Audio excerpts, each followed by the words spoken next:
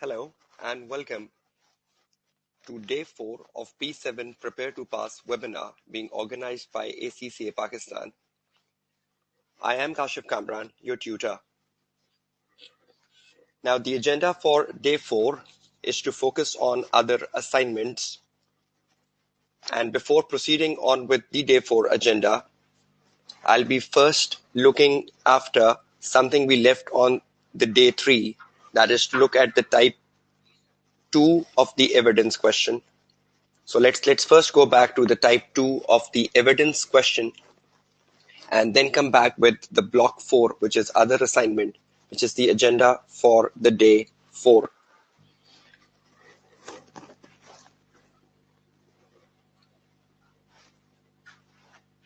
Okay, and I hope you remember that towards the end of the day 3 yesterday, we were looking at a topic which is known as evidence. And particularly, we were looking at the type 2 of the question, which comes on evidence.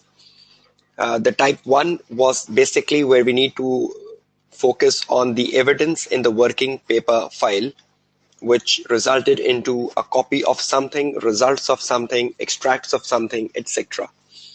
Now, towards the end of the day 3 yesterday, we came down with the type 2 evidence. And the type 2 evidence was focused on the sufficiency and appropriateness of evidence.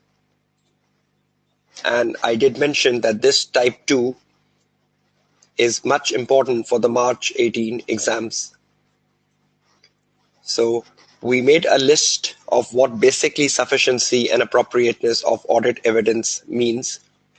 And I hope you're clear on that list. And we even started a question, which was December 16, question number 2. We were partly into that question when the session times ended. Okay, now I hope we can do a quick recap, then come back to the December 16 question. I hope everyone remembers the grounds for sufficiency and everyone remember what we concluded on in terms of the sufficiency of the audit evidence and in terms of the appropriateness of the audit evidence. Now, knowing what sufficiency and appropriateness of audit evidence is, the question which comes on this was to comment on it. Now, we have to read the case to find whether the evidence gathered in the case is sufficient or not, or whether the evidence gathered in the case is appropriate or not. So yesterday, while we were reading that asset held for sale scenario, we found some issues with the sufficiency and appropriateness of the evidence that was obtained. We did found that we only discussed the accounting treatment with the management, but we did nothing else than discussing the accounting treatment. So just discussing the accounting treatment and doing nothing on the accounting treatment or not verifying the accounting treatment, I think that was a big lacking on part of the auditor. Secondly, we even did found that we just did the arithmetical check of the journal. We didn't performed anything on the conditions of the IFRS 5. So I hope you all remember the scenario we were discussing yesterday, asset held for sale, in terms of finding the sufficiency and appropriateness of the audit evidence. I just need a quick yes and no from the attendees that I hope you recall what we did yesterday, asset held for sale, and you are participating into it. You can recall exactly from where am I picking the webinar on day 4. So that's exactly where we ended the day 3 yesterday, right? I'm just picking from that point and we are moving ahead into that discussion. Now, what I believe is that yesterday when we were looking at a question which was asset held for sale,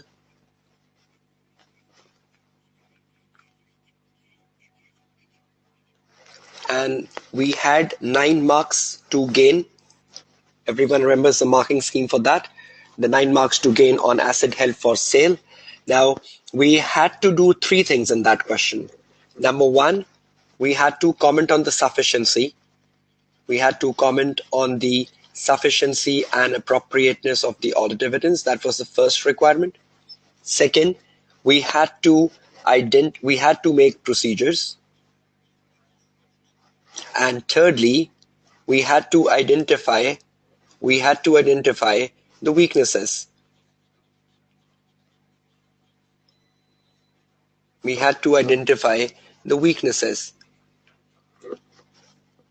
So three things to be done for 9 marks, right? And I did mention that yesterday, that every aspect carry 1 marks.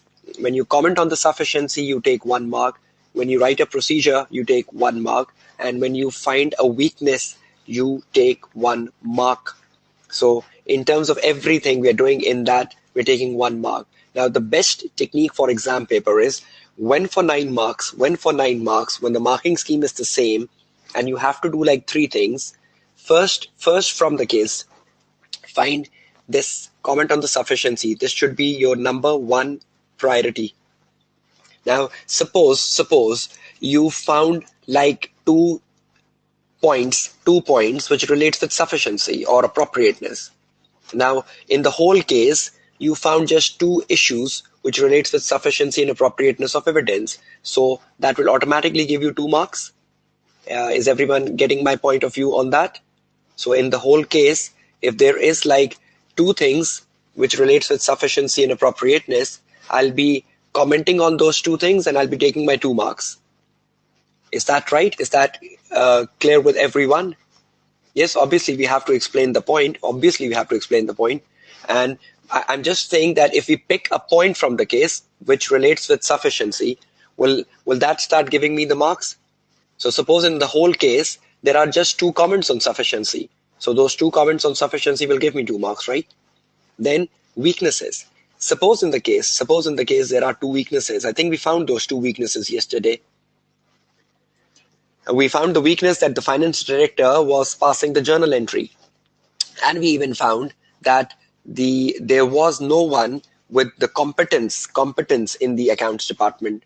Now we found the 2 weaknesses. Now once you found the sufficiency, then you can find the weaknesses. And suppose the weaknesses give you 2 marks.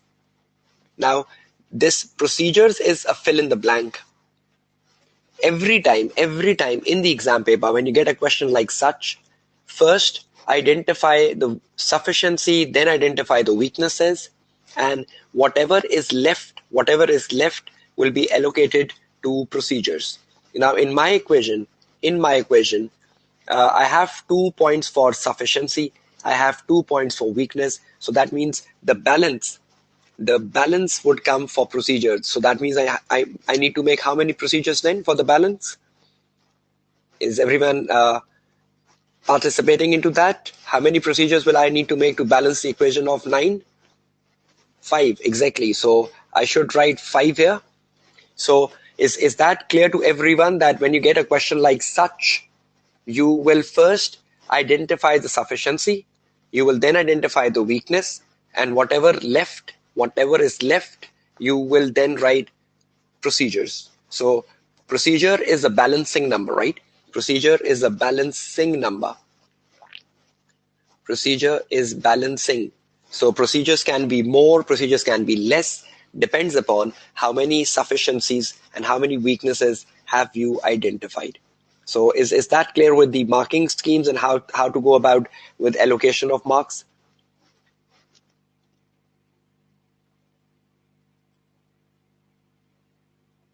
Bilal Qureshi, no. Procedures we are performing at the type 2 questions are at the planning stage. No, procedures, irrespective of what stage you are performing, remains the same. The tone remains the same. The writing style remains the same. So don't get confused with that planning stage or performance stage or something like that. Procedure means procedure, right? And the rule we made yesterday for procedure should go on in the session today as well. Okay, so is everyone clear how to allocate 9 marks? So you will first find what? You will first find from the case what? Can I take a quick feedback? From a case, if you get a type 2 question, what will you find first? The sufficiency of the evidence. Perfect. Then second, what will we find from the case? The weaknesses. Good. So, and the remainder will go to what? The remainder will go to the procedures. Perfect. So everyone knows what is to be done, right? So let's do an exercise now. Let's go back to the question we were doing yesterday. Now the question we were doing yesterday is now right in front of your screens, asset held for sale. That was exactly the phenomena we were doing yesterday. Now my answer with the handout do support that you have to make 5 procedures, and I have made 5 procedures. I'll just show you my answer, but I'm not just going back to the 9 marks. We have discussed a lot yesterday on the 9 marks. Let's go a step down and let's find the capital expenditure.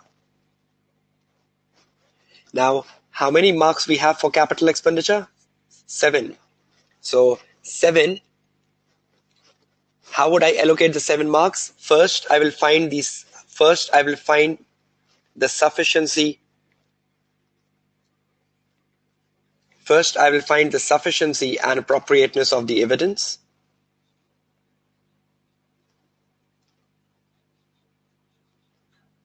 Second, I will find the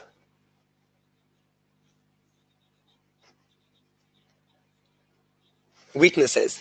And after that, I'll see how much marks are left. Whatever marks are left, I'll make procedures on it. So let's read the case. Let's see how many sufficiencies and how many weaknesses will I find and how many procedures exactly I have to write. Okay, let's go down with it. Okay, let's read the case. Okay, when auditing the company's capital expenditure, the audit team selected a material transaction to test and found that the key controls over capital expenditure were not operating effectively. How many sample I took? How much sample I took to test the internal controls? How many samples I took to test the internal controls? 1, right? So selecting a material transaction, that is like few samples, or that is like not something which is insufficient, something which is insufficient. So is my evidence sufficient in this case?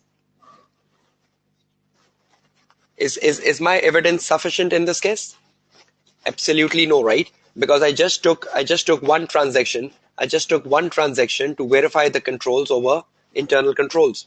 So that one is insufficient. That one is insufficient, right? So I got my first point. Okay, so the audit team selected a material transaction to test controls and found that the controls over the capital expenditure were not operating effectively. Authorization had not been obtained for an order placed for several vehicles. So is that the first weakness? Authorization had not been obtained. So authorization had not been obtained. So can I say this is my weakness number 1? W1, weakness 1. Okay, and what is the second weakness? Appropriate segregation of duties over initiating and processing of the transaction was not maintained. So is there proper segregation? No. So should I count this as my W2, the weakness 2? Yes. So have I found that the evidence I gathered was insufficient because I just took one sample? And have I found that there are like 2 weaknesses, one weakness over the authorization and one weakness over the segregation of duties? So out of the 7 marks, how many marks have I taken so far? Out of the 7 marks, how many marks have I taken so far? 3. Perfect. Okay, let's read the para 2. The audit team noted details of the internal control deficiency and updated the system notes on the permanent file to reflect the deficiency. So the audit team noted the details of the deficiency, right? They did noted the deficiency. I think that's good, right? To note the deficiency. So they did noted the deficiency and they did updated the system note on the permanent file to reflect the deficiency. Should we just note the deficiency, or should we even inform the deficiency to the management? Should we just note the deficiency, or should we inform the deficiency to the management as well? So had the auditor missed both? Had the auditor missed one of them? So should the auditor inform the deficiency? So should I criticize the auditor, comment on the sufficiency and appropriateness of the evidence? So should I say the auditor should have communicated that to the management? So am I getting a second point here on the sufficiency and appropriateness of evidence? That I only noted the details. I just noted, right? I didn't inform. So that was a big blunder on part of the auditor. So comment on the sufficiency and appropriateness. So I think this is not appropriate, right? That you just note and you don't inform the management. Okay, so 4 marks so far. The audit work completed on this order.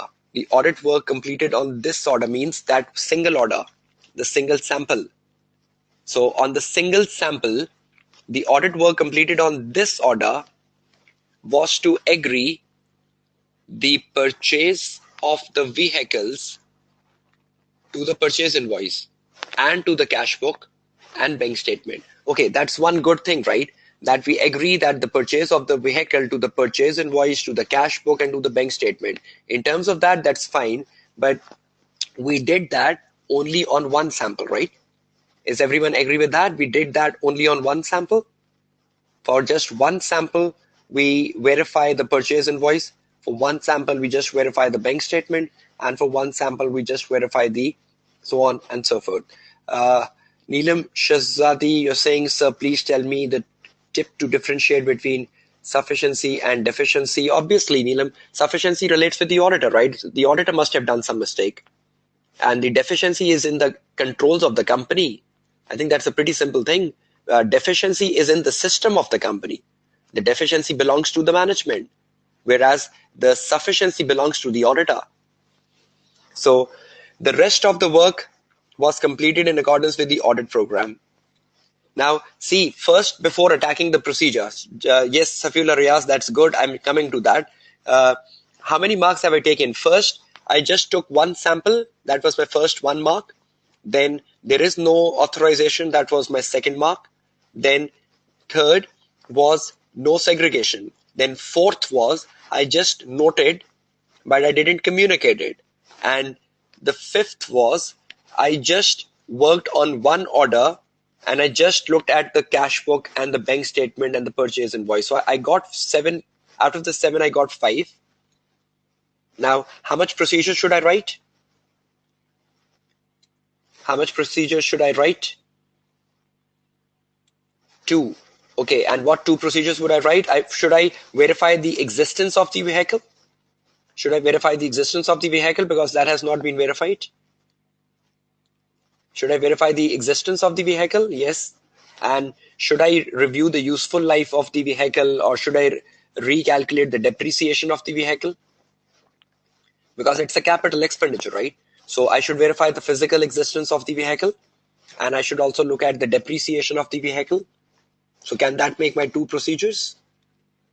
Can that make my 2 procedures? Yes. Okay, the ownership of the vehicle, right? The ownership of the vehicle can already be verified. You have checked the purchase invoice. So Sharmila Siddiqui, purchase invoice verifies the ownership, right? So I think that's good. Right. Sarah Khan, 5 marks have been gained. Go back, start with the question. The first one was that we selected one single transaction, 1 mark. Then lack of authorization is the 2nd mark. Then the segregation is the 3rd mark. Then we just noted details and we did nothing. That is the 4th mark. And then we just verify the purchase invoice, nothing else. That is the 5th mark. So we left with 2 procedures.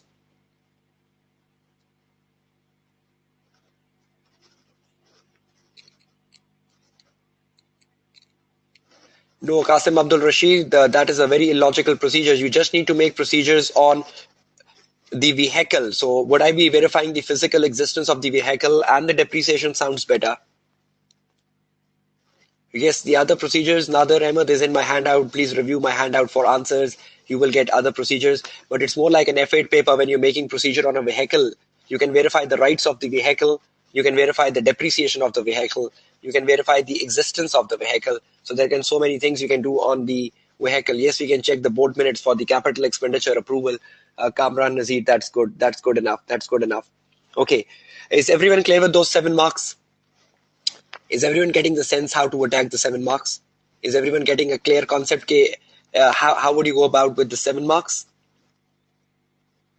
So in an exam, if you get a question 2, type 2, and you have to work on 3 things, will you be finding those 3 things from the case and balancing your marks? So let's do one final exercise. If I look at the capital expenditure, the one we were just doing, and the capital expenditure has how many marks? 7. So what is the first thing I have to do? Sufficient, appropriate, audit, evidence. How many times I criticize the sufficiency? Number 1, I criticize the sufficiency because I just took 1 sample. So 1 sample means 1 mark to write. Then the second was I just noted, but I didn't discuss with the management. So I got my another 1 mark. I got my other 1 mark for this. I got another 1 mark for that. The third thing was that I only verified the purchase invoice. Only verified the purchase invoice. So just only verifying the purchase invoice, is that sufficient? Is that appropriate that I only verify the purchase invoice, nothing else? Is that sufficient? Is that appropriate? The attendees need your enthusiasm. Is just verifying the purchase invoice only, is that sufficient and appropriate? No. So I'll gain another 1 mark out of the 7. Okay, then the second thing was to find the weaknesses. The first weakness I found was no authorization. So with no authorization, I'll take another 1 mark. And then another deficiency I found was what? That was no segregation of duties. No segregation. Will that give me another 1 mark? So see how many marks have I taken so far? 5. So how much should be allocated to procedures to make 7? How much should be allocated to procedures to make 7? 2 marks. So should I write procedures for 2 marks then? Should I write a procedure to verify the physical existence of the vehicle? And should I write a procedure to verify the depreciation of the vehicle? Will that be sufficient to write my 7 marks answer? I hope you're getting my points. If you know the mind map, you can easily write the answer because the answer is with you in the hard copy format that has been uploaded for you. And the answer is there, which you can see. But I will again prefer write the answer first yourself, then see my answer. First practice yourself. The good thing you can do in exam, first make a mind map. First see how would you go down with 7 marks. A lot of time I've seen students, they don't do planning, they just rush to conclusions. Is that 7 marks planning giving us some benefit? Is the 7 marks planning giving us some benefits? Does that make a picture clear? Okay, how should I go with 7 marks? And do a good planning leads to a better execution? So if you do a good planning, will it lead to a better execution? Yes, 1/3 of the time should be on planning, Muhammad Umar, perfect. I hope you do that in exam paper. I've normally seen students not doing that. 1/3 of your time should go on planning because that will really help you making a good answer to P7, good answers to P7. Is that everything clear with capital expenditure? Are you getting some clarification on the type 2 question? Is everyone getting some clarification on the type 2 question? So will you be finding the sufficiency from the case? Will you be finding the weaknesses from the case? And will you be finding, and then you will be writing the procedures, right? Okay, I hope Neelam Shazadi, your life sounds easier now with P7. I hope this goes into the 5th of March when you have your actual exam paper. Please try to implement whatever you are learning. Try to have a proper implementation of whatever you're learning from these sessions, because that is exactly what counts at the end of the day. But if you still bring your own myths, whatever I'm telling you, and you bring your own myths, you bring your own philosophies, you bring your own ideas to it, I think you're spoiling what should be implemented. I hope you stick to my tips and techniques, whatever you're learning on these webinars, and I hope you get through this time, particularly those repeating papers and repeating it for many attempts, right? Okay, is everyone clear with that? I'll do one quick recap of the sufficiency and appropriateness of the evidence, a type 2 question that's just right after the namaz break, and we'll be starting on with the day 4 agenda. Please do read my answers. Please do read my answer for writing a type 1 and for writing a type 2, and I hope you come good with that. And please write the answer first yourself and then see my answer, because if you just see my answer, that will be a big distraction. First write, then see my answer and see where are you standing. Where are you standing? Is everyone clear with that? Is everyone clear with that?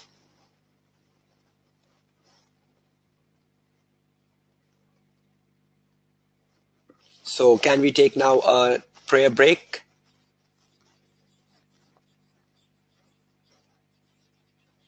Right, we're taking a prayer break. Gulam Kadir Chandio, your question was, one purchase invoice verified is appropriate but not sufficient. Gulam Kadir, your question, I've just missed your question out. If you can repost your question, please answer where I cannot find you. Please don't get confused with sufficiency and appropriateness. These are like together. These are like together, right? Sufficiency, appropriateness goes together. It's like one bundled word. That is a jargon. That is a jargon. So I, in exam, please don't get to the classification. This is sufficiency. No, this is appropriateness. I'm seeing the same problem, that you get confused with classifications. You get confused with the classification. That was in ethical and professional issues. That is coming now again, that you try to get confused with ethical and professional issues. Please don't get confused with sufficiency and appropriateness. That is one word, that is one jargon that goes together. Sufficiency and appropriateness of evidence. So irrespective, you're writing the answer. You're not saying, no, this is insufficient, no, this is inappropriate. You cannot do that. Okay, Gulam Kadir Chandio, auditor failed to inform management regarding deficiencies. Yes, that is highly inappropriate on part of the auditor, that he failed to inform the management. So I'll say that is something to be criticized on part of the auditor. Is it the failure rather than auditor?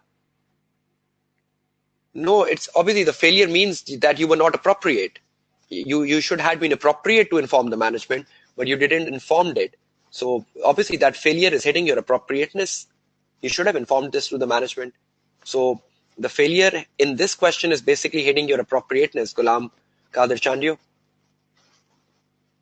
Okay, the namaz break, right? And we'll resume after. I hope you get clear with things. And a lot of time I've seen students, they do ask so many logical questions which just spoil the tone of the topic, or which just spoil the essence of the topic. Stick to fundamentals, stick to clarity. A lot of time you take so many illogical assumptions and you start making so much of the stories around the topic. What if this happened? What if that happened? What if this happened? And that starts spoiling the topic. That just starts spoiling the essence and the tone of the topic.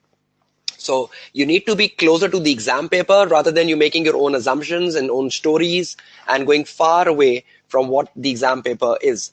So you need to believe first in your tutor, you need to believe in the tips, and you need to believe that the tutor sharing P7 with you is experienced in terms of of handling this paper for last so many years. So please have a trust relationship, which itself is very, very important.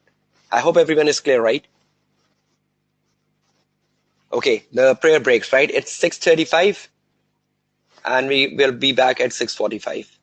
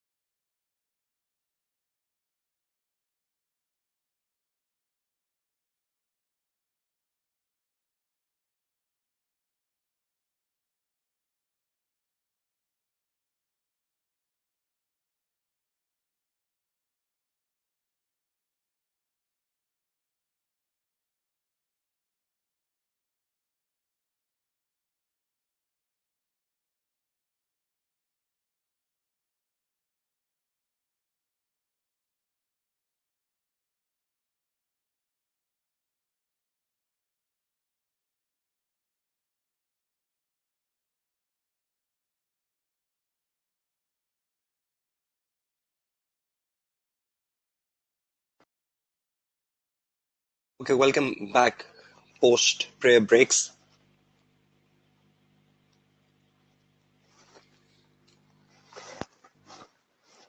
Okay, now just one final 5 minutes and moving towards the agenda for the day 4, which is to work on other assignments. Now, please be very realistic when you are attempting a question on evidence in P7. Be very realistic with the type 1. Please try solving questions on type 1. Please try solving questions on type 2. There are few right on type 2, but there are many on type 1. Please ensure that you are clear with type 1 and you know the marking scheme. You know how the marks have to be allocated. You should be clear with solving the type 2, and you should also know the marking scheme of the type 2, and you should know what's the difference between the two.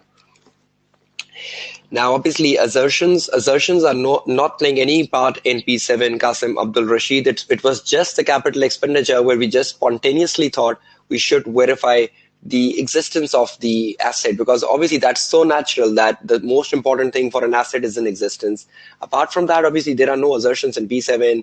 That is all what we do in an F8 paper, not in a P7 paper. So P7 is way beyond assertions. We just make procedures. We're not confined to making things down to procedures. So don't bring any confusion of assertions, right? Qasim Abdul Rashid. Okay, is everyone clear with type 1 and type 2? Everyone knows what is to be done when a type 1 question comes in? And is everyone clear what is to be done when a type 2 question comes in?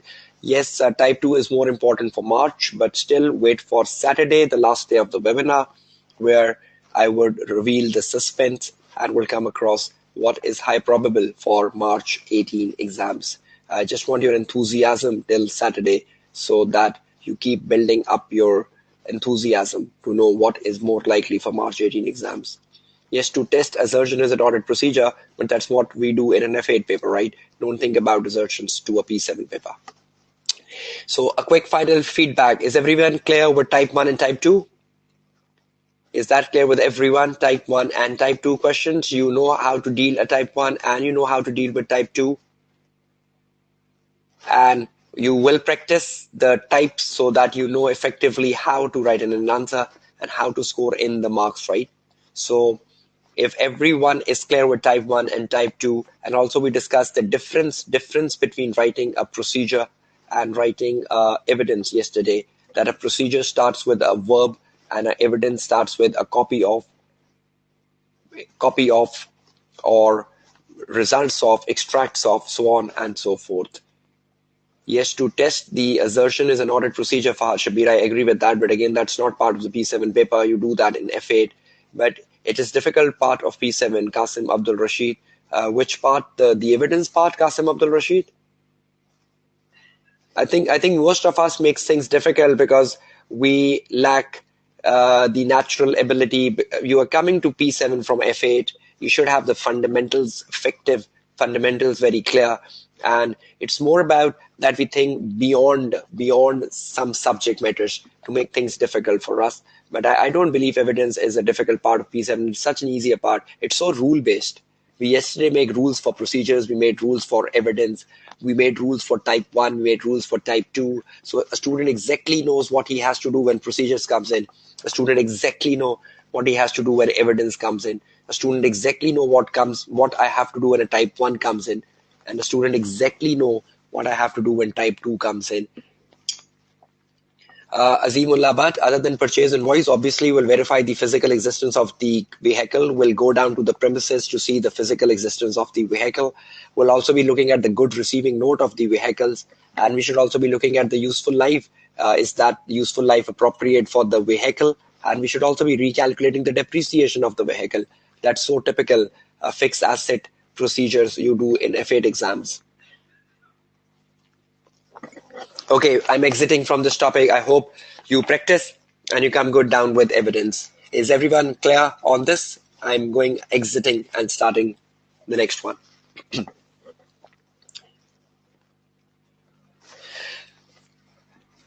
Okay, the agenda for the day 4. of this webinar is to prepare you for other assignments. And other assignment is such an important area for P7 exams. And as your most frequently asked questions, what is important for March 18 exams? Then for other assignments, the two very important other assignments which are important for the March 18 exams, I'm covering both in my webinar. So no one should ask me what are important other assignments. The two which I am covering in this webinar are the two which are most important for March 18 exams. Due diligence, no chance. Due diligence came in September 17 exams. Performance information, no, that came in December 17 exams. So I think you will be wasting a lot of time if you're doing due diligence. You will be wasting a lot of time if you're doing performance information. So where you should be focusing on is exactly what you will learn now under the topic other assignment. That is the most highly probable areas for March 18 exams. Let's start with it. Okay, there are 3 session questions we'll go through. There are 2 home questions you will go through. Yes, environmental audit, something like that has already come in December 17, so not worried about that. Forensic accounting is an article you will read, must read. Forensic is important, right, for March 18, so you should read the article. You should be crystal clear on forensic accounting, and you should know what exactly forensic accounting is. Yes, Asim Iqbal, we can predict P7 because P7 is so predictable in terms of its structure, design, same examiner, and with experience, you learn that there are so many things which comes once in a blue moon. There are so many things which come so regular. There are so many things which are core part of the paper. There are so many things which are essential to a 100 marks paper. So obviously, a tutor can predict what looks likely. That's difficult on part of a student, right?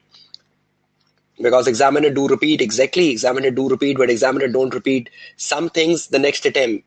Yes, examiner can repeat audit risk, yes, 1 attempt, 2 attempts, 3 attempts, perfect. But can examiner repeat due diligence, 1 attempt, 2nd attempt? Never. Can examiner repeat performance information, 1 attempt, 2nd attempt? Never. Yes, topics do repeat, but they don't repeat 1 attempt, 2nd attempt. Some topics do repeat, and those topics are already in my list. Audit risk came last time, I'm still predicting audit risk will come this time. So I hope you are clear, Asim Iqbal. Audit risk came last time. I'm still predicting audit risk will come this time. So in terms of predictions, I do look at repetitions. Okay, let's start with this topic.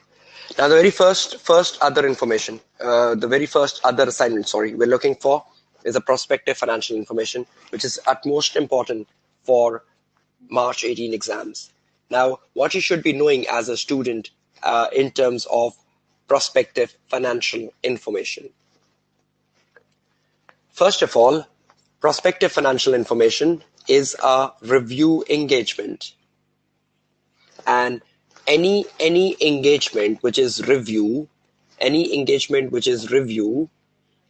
carries a moderate level of assurance, also known as a limited level of assurance, and also known as a negative level of assurance.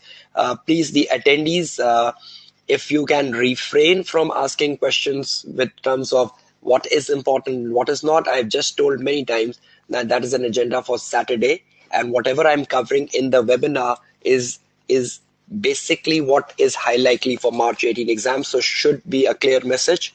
And apart from that, what is important obviously is the day agenda for Saturday, and obviously I'm not discussing unimportant things. My 15 hours of this webinar is all focused on something which is important. So rather than asking that question again and again and wasting time, I hope that's better to focus on the topic. Okay, so prospective is a review engagement, right? And a review engagement means a moderate level of assurance. Review engagements, like a prospective financial information, is governed by ISAE 3400, so you should know the framework.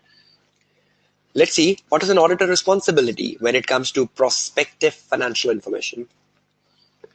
Auditor responsibility is to evaluate the appropriateness of the assumptions taken by the management in preparing the prospective financial information.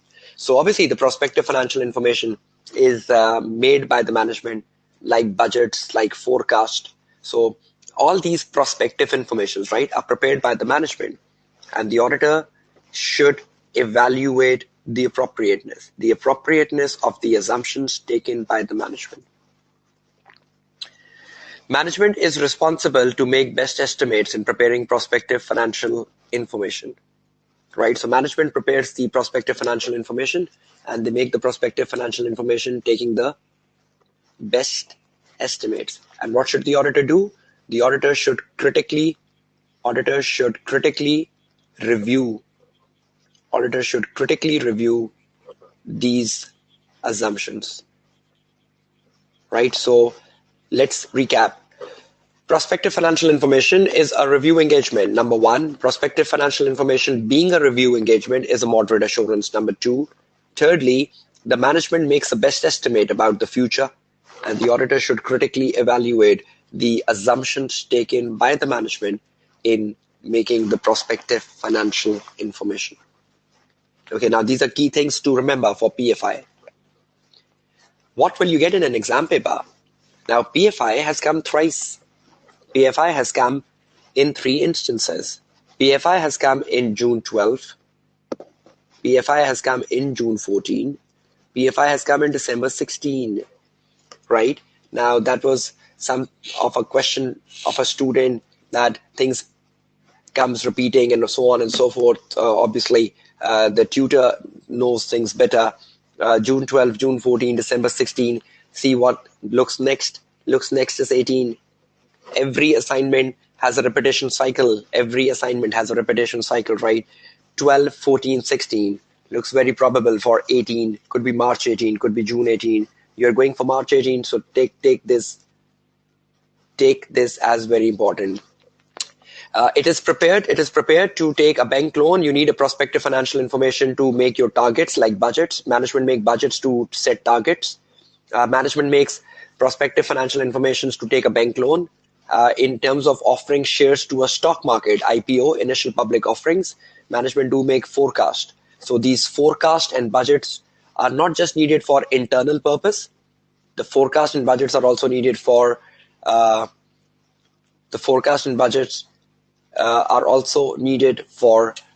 taking a bank loan and for issuing shares on a stock market.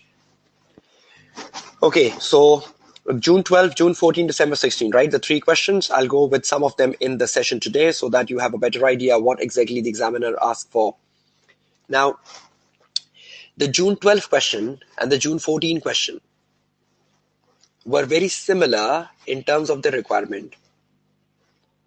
They did ask for procedures. Now, please remember one thing. For PFI, prospective financial information, the key success of a question on PFI is to know procedures. That is one of the assignment in P7 where the examiner tends to ask procedures. So procedure is a habitual part of a question on PFI, and that has come in all 3 instances. Procedures have come in June 12, procedures have come in June 14, procedure has come in December 16. So matters, and the second thing which comes in the PFI question is procedures. Second comes is the matters to consider before accepting an engagement. So I have to clarify that, right? I hope if someone is repeating P7 or has prepared well for P7, you should be knowing what are matters we consider before accepting engagement and in agreeing the terms of engagement. So examiner is asking 2 types of matters, right? What matters should I consider when I am accepting an engagement? And what matters should I consider when I am agreeing the terms of engagement? Agreeing the terms of engagement means the engagement letter. Agreeing the terms of engagement means the engagement letter.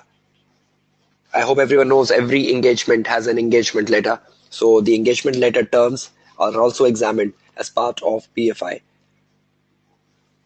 Yes, Sharmila, Siddiqui, Asim Iqbal, Muhammad Umar, Asim Iqbal, you're giving all right answers. Okay, now let's first go with one type of the question quickly. That is to look at June 12, June 14. The question in June 12 and June 14, which is on a prospective financial information.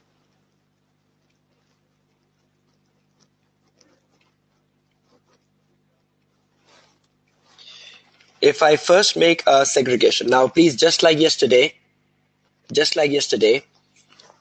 I'll make my rules like type 1, type 2. I'll make my rules, listen to them carefully, and we get to exam paper as quickly as possible. Now, in terms of PFI, prospective financial information, if I look at the June 12 exam and if I look at the June 14 exams, they focused on two things, right? They focused on procedures. Now, you must be familiar with procedures coming from yesterday. At least you should know the rules of how to make procedures, right? I hope everyone remembers the list of procedures we did yesterday. Yes, the verbs. And in the June 12 and the June 14 exam, the examiner asked for writing matters. Now, those matters were divided into two parts. The examiner asked to write matters before accepting engagement. And then the examiner asked to write matters in agreeing the terms of engagement.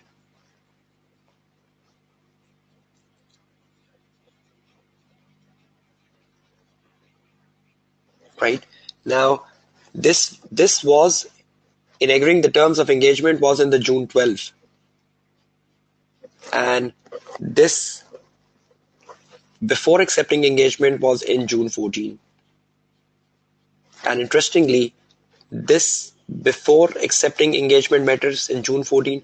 See how systematic P7 is. Before accepting engagement matters, which came in June 14. This carries 6 marks.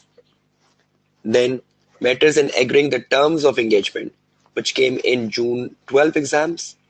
This also carried 6 marks. So see how static the examiner is. Matters exactly 6, but changing before accepting, in agreeing. I hope you can see the difference between the June 14 and June 12. I'll be giving you a list of June 14 answer. I'll be giving you a list of the June 12 answer. But is everyone picking the matters before accepting and matters in agreeing, that the two types? So I'll give you examples of both, right? Okay, what are matters before accepting and what are matters in agreeing the terms of engagement? Is everyone clear with that breakdown of the question, which has been in the June 12 and June 14? Yes, I'm explaining by examples. I'm coming to it. So a June 12 and a June 14 question, right, did focused on procedures, and procedures is coming from day 3 yesterday. And the matters, these are not matters which we did in the type 1 question yesterday, MTR. No, these are matters before accepting engagement. These are matters in agreeing the terms of engagement, right? Those matters were for evidence. And when evidence matter comes in, we do write the MTR. Okay, so let's make an exercise. Before accepting, let's make one column. In agreeing, let's make one column, and then see if we can attack a question. Is everyone done with this particular mind mapping in front of you? I'm proceeding to the next discussion so that we can have two columns, before accepting and in agreeing. Okay, perfect.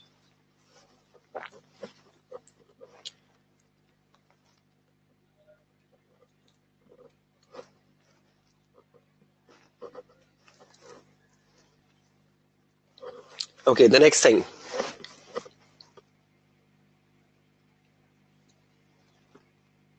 Let's make two columns. And this side, we write matters for before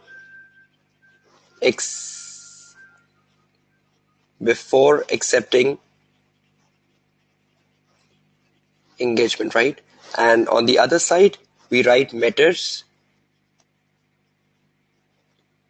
in agreeing terms of engagement. In agreeing terms of engagement.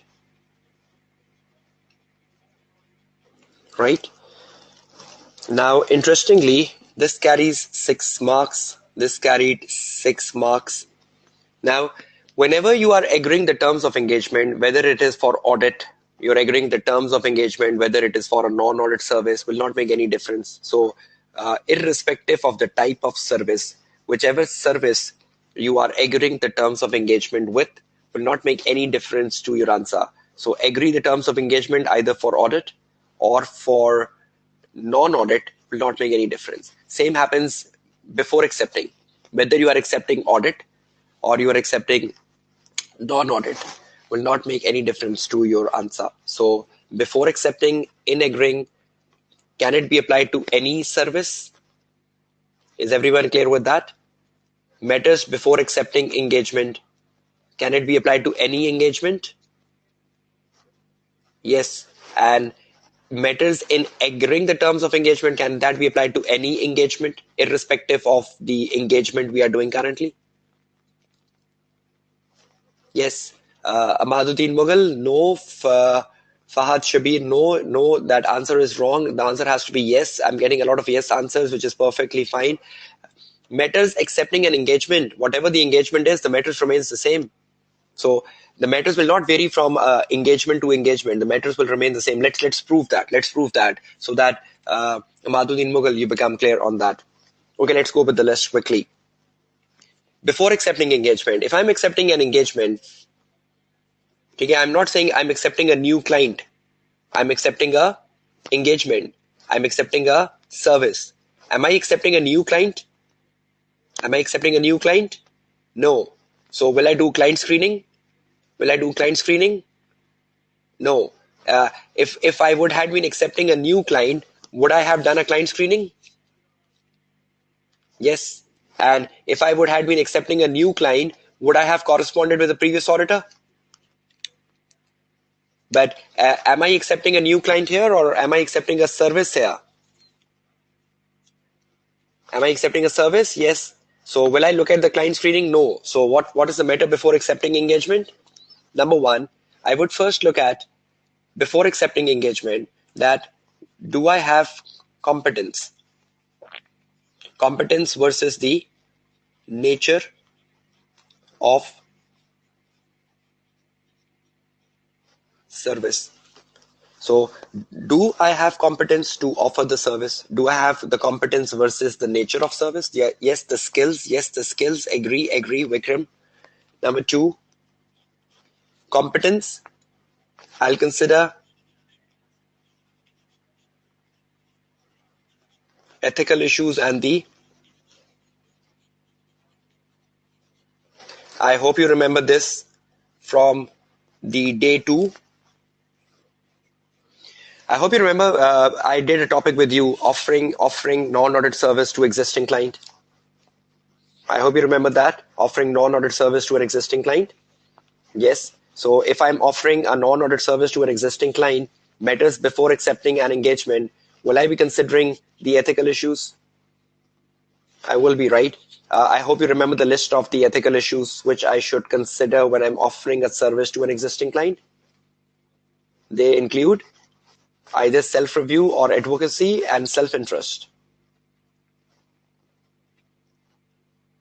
Yes, Asim Iqbal, professional issue is competence. Competence is the professional issue, agree. Competence is the professional issue, already written that, which is competence, agree. So will I consider my competence and will I consider my ethical issues before accepting an engagement? And apart from that, I'll also be considering my fees. How much fees should I charge? Will I be considering that before accepting engagement? How much fees will I be charging? And lastly, will I be considering my deadlines? How much time will the management be giving me to complete the assignment? Yes, so 6 marks divided by 1.5. The marking scheme for the matters before agreeing engagement is 1.5. So see, I got my 6 marks. I'll be focusing on my competence. I'll be focusing on the ethical issues. I'll be focusing on the fees. And I'll be focusing on the deadlines. Yes, resources, perfect. Resources can be part of competence, Fahim Ahmed. Resources can be part of competence. So competence is a very bigger point here, a very diversified point here. Competence includes your skills, your skilled staff, Ifra Anjum, skilled staff, resources are all part of it. So competent is a broad category, right? Asim Iqbal, agree with that. Resource. So is everyone clear with matters before accepting engagement? And can I apply the 4 to any engagement? Can I apply the 4 to any engagement? Yes. Management integrity, Muhammad Abadi, would come when I'm taking on a new client, not taking on a service. Okay, let's make a list quickly for in agreeing the terms of engagement. Now, when I'm agreeing the terms of engagement means writing a letter. And I hope everyone agrees that when you write a engagement letter, the engagement letter is a mutual agreement between the client and the auditor. And why do we write the engagement letter? Can anyone give me a quick response? Why do we write an engagement letter? We do write an engagement letter to avoid misunderstandings. Why do we make an agreement? To avoid misunderstandings. Everyone agree with that? The purpose of writing an engagement letter is to avoid misunderstandings between the auditor and the client. So what should I be writing in my engagement letter to avoid misunderstandings? Should I be writing about my fees in my letter to avoid misunderstandings on fees? Okay, should I be writing about my deadlines in the letter so to avoid any misunderstanding on the deadlines? Yes. Should I be writing my scope?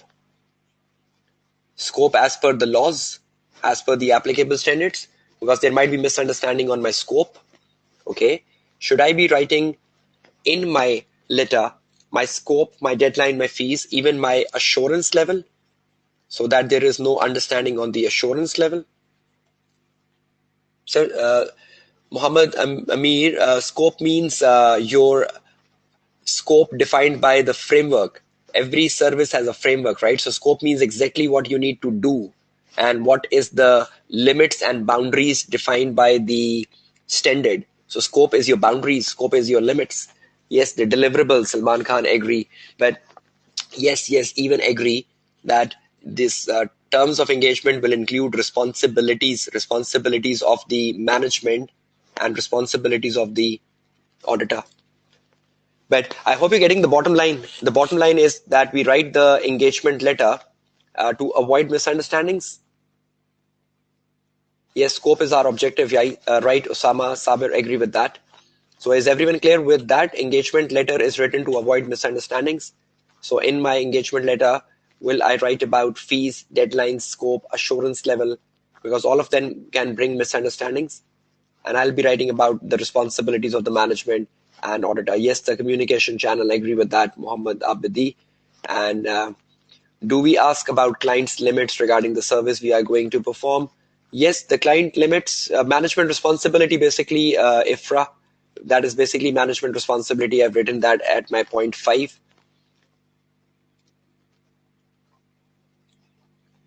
Yes, agree with all the answers coming in, Farooq. Okay, so is everyone clear between the list of matters before accepting and matters in agreeing the terms of engagement? Both carries the same marks, 1.5 each. So same marking scheme, right? 1.5 each, 1.5 each. Gulshan, what should I repeat? Please repeat it. What should I be repeating? Please post your comment again. Asim Iqbal, what is to be answered? The slides you're writing on is available too, or do I have to write at the same time? Obviously, Asim Iqbal, when you're sitting into a webinar, you should have a writing pad or something to note things on. You should have a pen. Obviously, as you attend a class lecture, you're similarly attending a webinar, and you should have proper resources with you when you're sitting in a webinar, or you can take the screenshots. Obviously, technology has changed a lot of things. You can take the screenshots, you can write it down. Obviously, you cannot expect everything to be shared with you post webinar. So please go down finding solutions. Okay, so is everyone clear with the list in blue and the list in red?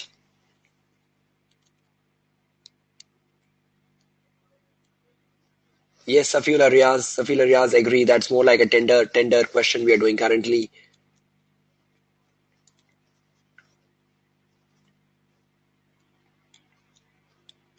Yes, Sarah Khan, some of the matters repeat between before and after, because before is like a draft, and after the terms of engagement, the terms of engagement is more like a formal thing. So a lot of things which comes in blue list can go down into the red list. So is everyone clear between the blue and the red list? So that is one of the requirement which comes in PFI very commonly. Matters before accepting engagement and matters in agreeing the terms of engagement.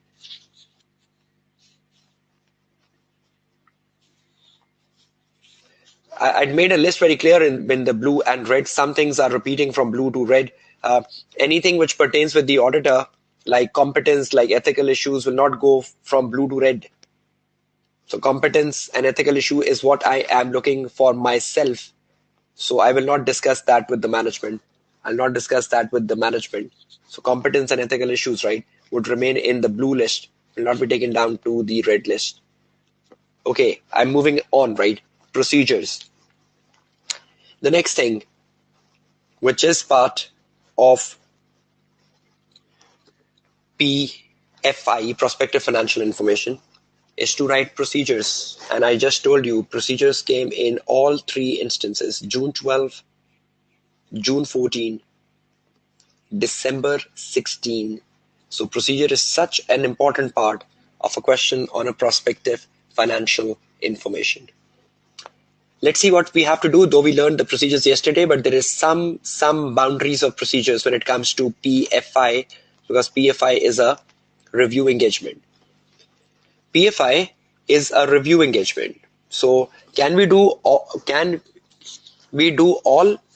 in a PFI what we do in a reasonable assurance? Is there a difference between reasonable assurance and a moderate assurance? Is there a difference between a reasonable assurance and moderate assurance? Yes. So should I work less in a moderate assurance and should I work more in a reasonable assurance? So should I work less in a moderate assurance? Yes. And should I work more in a reasonable assurance? Yes. So PFI is a review engagement.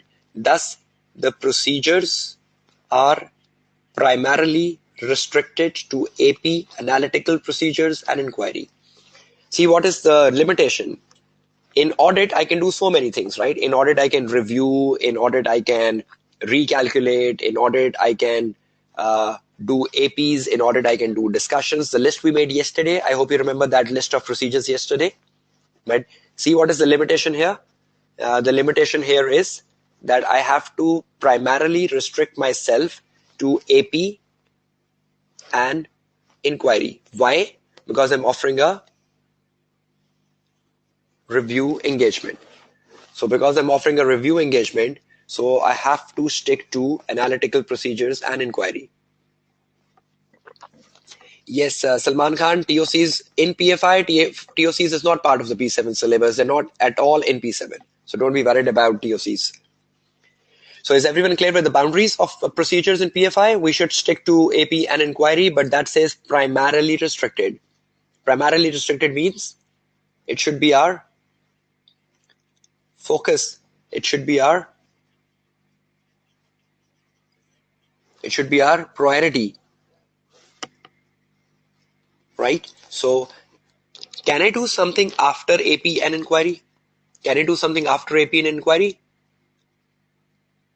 Primarily restricted to AP and inquiry. Can I do something after AP and inquiry? Yes. Primarily means not absolute. Primarily means this is your focus. This is your focus. So what should I focus on? I should focus on AP and inquiry. But can I do something after AP and inquiry? Can I do recalculation? Can I do recalculation? Yes. Can I do review yesterday? Can I do review? Yes. So I hope everyone picks primarily restricted does not means absolute, but should I restrict myself to AP and inquiry most of the time in an exam paper? Should I focus on that in my exam paper? Okay. Procedures are case specific. I hope you learned that yesterday. Procedures have to come from the case. I told you that facts and figures. I hope you remember that. Procedures have to come from the case. They have to be in the case. So you will read the case and you will find procedures. Each procedure is worth 1 mark. We had that from day 3 yesterday. Procedures are case specific. We had that from day 3 yesterday. An examiner generally splits the PFI procedures, into journal procedures and into specific procedures. I've seen examiner answers that when he is writing a PFI procedure, the examiner splits the PFI procedures into 2 categories, journal, specific. So journal procedures, specific procedures. I'll just guide you what the specific means, AP and inquiry, right? The specific means the AP and inquiry, which is our focus. What are journal procedures? I'm just giving you answer for that.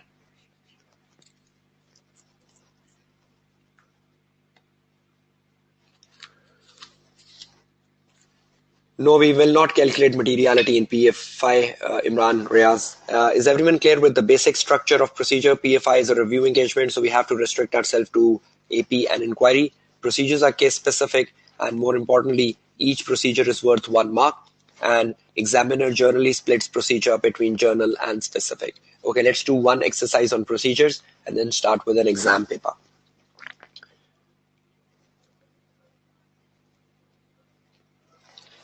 Okay, now when an examiner asks you to write procedures on PFI, we will split procedures into 2. We will split procedures into journal, and we will split procedures into specific.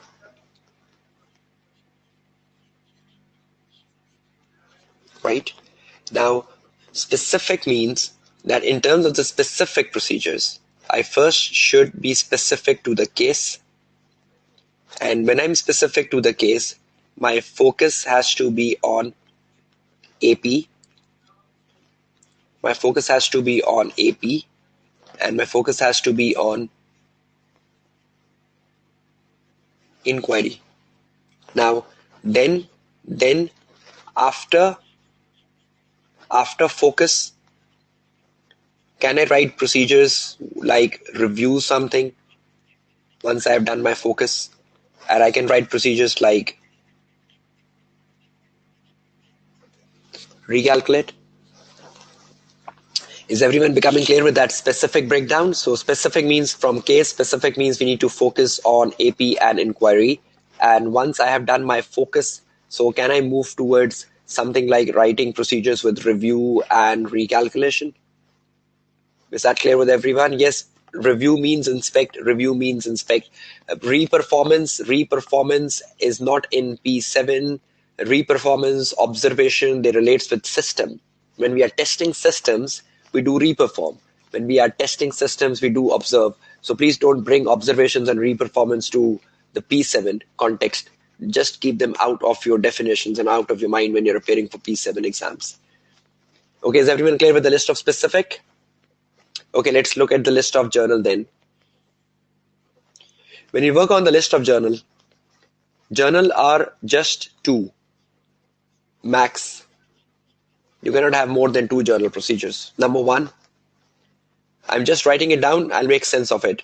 The first journal procedure is to cast the prospective financial information. Is it important to do casting of the prospective financial information? Can there be an error in it? Should the auditor do the casting of the prospective financial information? Can there be an error in the prospective financial information? Numbers. I hope everyone knows cast. Yes, I was waiting for that question to come in. What cast means? Casting means the calculation 2 plus 2 is equal to 4. Casting means to check the plus and minus, casting, totaling. Cast means totaling. Cast means 2 plus 2 is equal to 4, not recalculation. Casting is a jargon. Casting is a proper jargon. Casting means to check the calculations. Recalculation is like a formula. Casting is just to check that 2 plus 2 is equal to 4 or 3 minus 1 is equal to 2 is the casting. It's very surprising, right? Though it's a P7 webinar and I expect students to be students reaching P7 level to be much more mature asking for what is casting.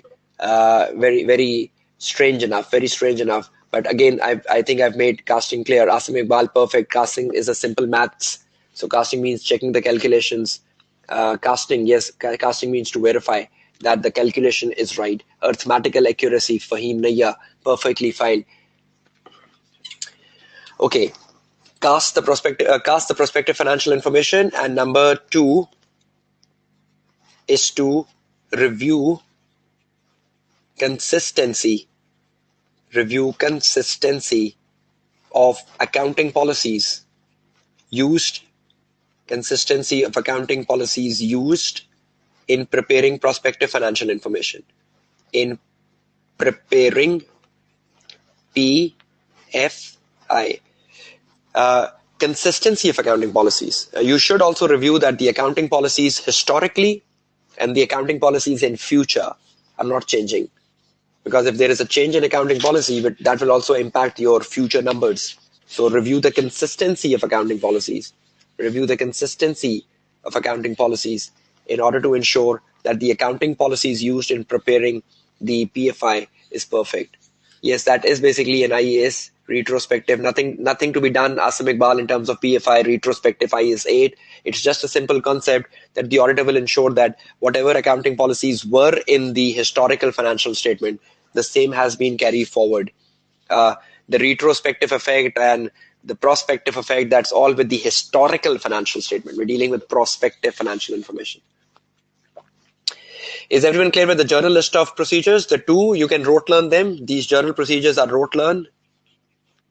So that is one easy thing you can do. You can have rote learning of them, cast the prospective financial information, and review the consistency of the accounting policies. And once you've done the journal procedures, then you can move down with specific procedures.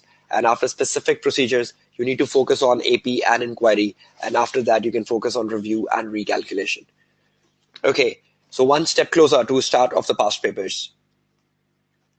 Yes, obviously consistency in terms of the accounting standards, Amaduddin Mughal. After focus means your first focus is to make procedures on AP and inquiry. And once you have focused on AP and inquiries, you can then focus on review and recalculation. Okay, let's start with a practice session.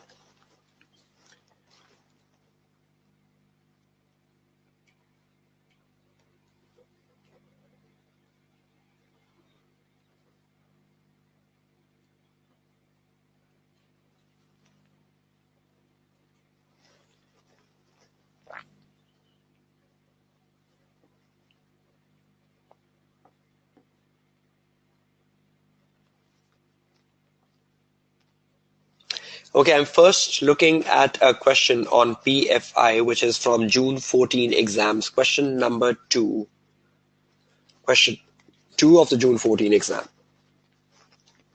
And what are we practicing? Methods and procedures, right? Which we just learned. Okay, now if I go down and I see the requirements of the question, it says, explain the methods. Right? Explain the matters to be considered by Hunt and Company before accepting the engagement. Before accepting the engagement. So have I given you the answer of before accepting engagement, and you know how to make 6 marks here? Everyone knows the answer for 6 marks? Everyone knows what matters should we write before accepting the engagement? Right? So that is a very typical question, right, in PFI. Secondly, it says, assuming the engagement is accepted, describe the procedures. Describe the procedures. How many marks we have for describing the procedures? 8 marks. So how many procedures will I be writing? 8. 8 procedures. Is that right? 8 procedures, right? 8 marks, 8 procedures. Right? I told you yesterday on day 3, describe a procedure, recommend a procedure, explain a procedure. It will remain like a sentence, right? I hope you remember that. Sentence. Okay. Now what we need to do, we need to do 8 procedures. Now just have a common sense. If I need to write 8 procedures in an exam paper, will I minus 2 from it? because 2 are my journal, and minus 2 I get 6. 6 have to be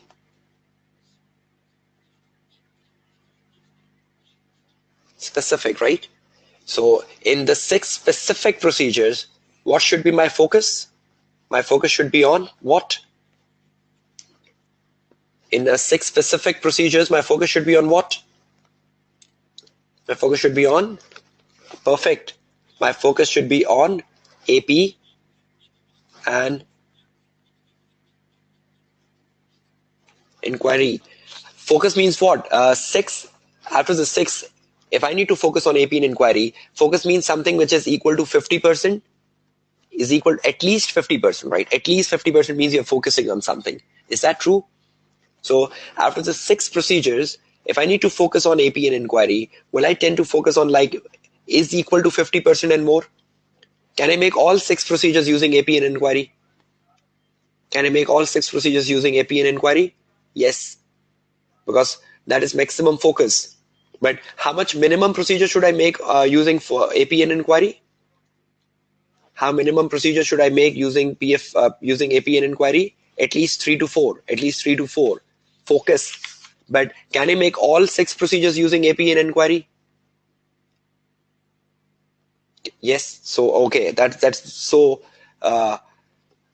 good to see your answers because that really boosts the morale on this side of the webinar where I can see this chat window and I can see your queries coming in and those yes answers and proper answers, 3, 4, every such things literally helps in knowing to pace up the lecture. Okay, thank you so much. Okay, now this is exactly my way of attempting a question, right? When you go to the exam hall, you know the marks. First keep 2 minutes to study the marks. See how clear I am now. 8 marks minus 2, I know 6. 6 means specific and I should focus on AP and inquiry. Does that planning helps to make a good answer? Does that planning really helps in making a good answer? Yes.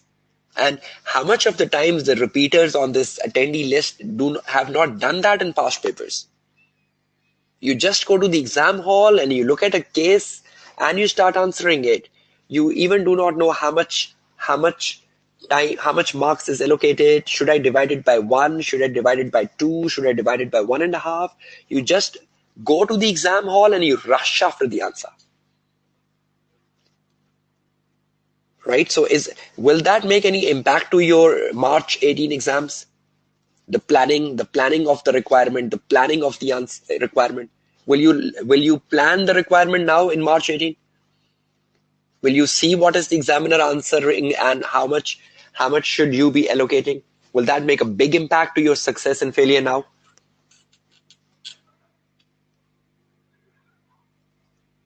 Okay, thank you so much for that quick feedback, the attendees. Good to see your enthusiasm again as with all the previous 3 days. Okay, let's go down now. I'm not answering the first 6 marks. You should do the 6 marks yourself. Matters before accepting engagement. Again, that is in my answer, where I should be focusing on not even the journal procedures, right? You will do the journal procedures yourself. Again, that's in my handout, but I should focus on specific. Let's find 6 specific procedures. Okay, let's go to the case. Now, when I look at the case, PFI, obviously PFI should have numbers, right? Number means you need to analyze. You cannot analyze without numbers. So numbers. What should I do first? Analyze.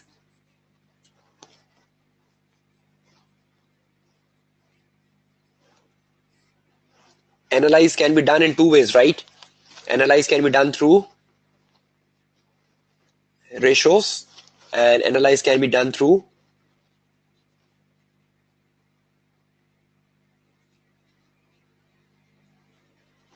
right? There are 2 ways to do analysis. You can do analysis through ratios in P7.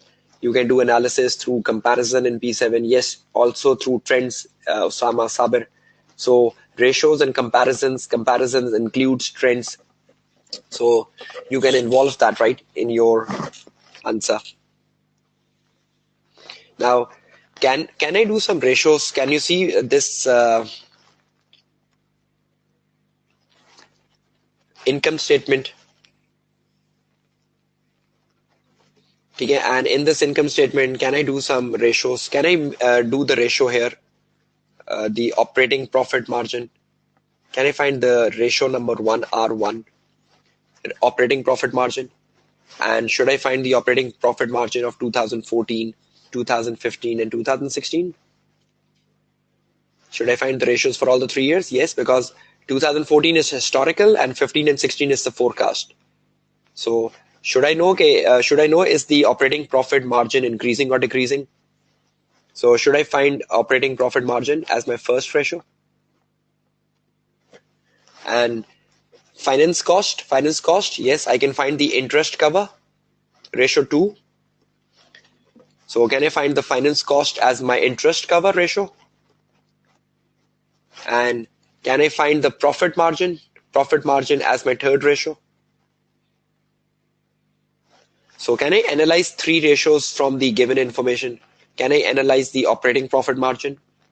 Can I analyze the interest cover? Can I analyze the interest cover? And can I also analyze the profit before tax margin or the profit margin? So can I do 3 ratios? 3 ratios, right? Okay. Now, 3 ratios and see comparisons. How many comparisons can I do? Can I do a comparison of revenue C1? How much revenue has increased from 35 to 43? And how much revenue has increased from 43 to 46? Can I do those comparisons? Increase, decrease. Okay, can I do a comparison for operating expense? C2. Okay, can I do comparison for the operating profit? C3. Can I do a comparison for the finance cost? C4. Yes, and can I do a comparison for the profit before tax? C5. Every line of the income statement can be converted to comparison. Yes, we can also do the operating expense to revenue ratio. Can we calculate this? Amaduddin Mughal, perfect, you can do that. Agree. But every line can be converted to comparison. So 5 comparisons, everyone agree? And 3 ratios. 5 comparisons and 3 ratios. Right? Now can we see the answer? Technically 5 comparison means 5 procedures. Analysis. 3 ratio means 3 procedures. Analysis. Let's see the answer. 5 comparisons, 3 ratios. Let's go down. See the answer.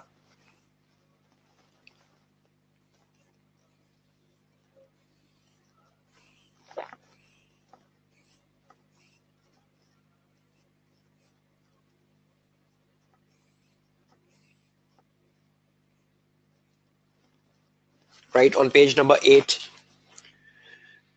we will be calculating ratios. Safiyul Arya, see the answer. In the answer, you need to show the results. I'm just putting the answer in front of your screen now.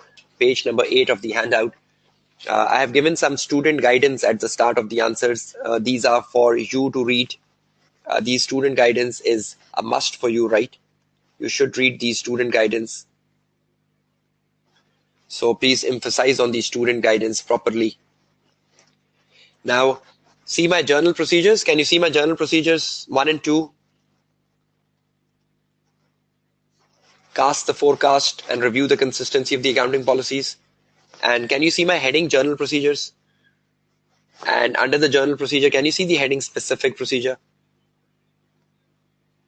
Right? Now, if I go down and see my specific procedure, see what is first. In order. Analyze the forecasted growth in revenue. See, in the bracket, I've shown the results to examiner. Analyze the forecasted growth in revenue. That is 23% in 2015 and 7% in 2016. Bracket close. Now, please remember a rule of thumb.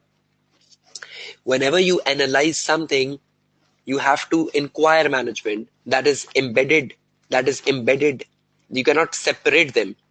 When you analyze something, you need to discuss it with management, because who will tell you the reasons? Who will tell you the reason why it has increased or decreased? The reasons will come from the management, right? The management will tell you the reason. So whenever you do analyze, automatically you have to do discussion. You cannot write them as 2 points in exam paper. So whenever you do analyze and discussion goes together, and it will give you 1 mark, right? It will not give you 2 mark. See all my procedures. They start with analyze the forecasted growth in revenue and discuss reasons for such growth with management. Right? See my second point. Analyze the number of tickets sold. Now, how I found the number of tickets sold? The ticket price was given in the case study, right? The ticket price was given in the case study. So I can easily find how many tickets have been sold. So analyze the number of tickets sold. I found the tickets sold for each year. I found the tickets sold for each year. I show that in the bracket and discuss reasons for such trends in tickets sold. Then analyze the forecasted increase in operating expense and discuss reason for such. See how many analysis have I written? 3, 4, 5, 6, 7, 8, 9, 10. And it goes down. See after 10, can you see the verb? Can you see after 10 something is changing?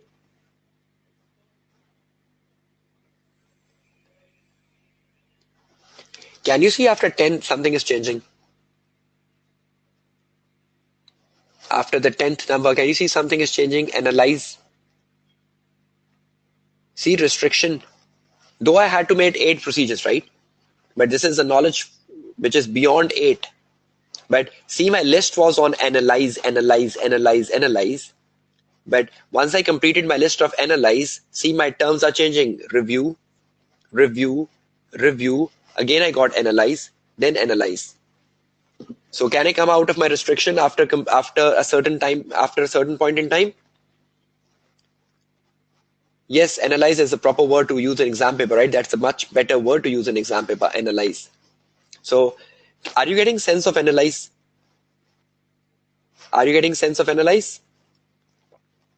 Yes, we can review the ticket prices, right, with other competitors. Can we include this? Yes, that is also included in my handout as well, right, Sharmila Siddiqui?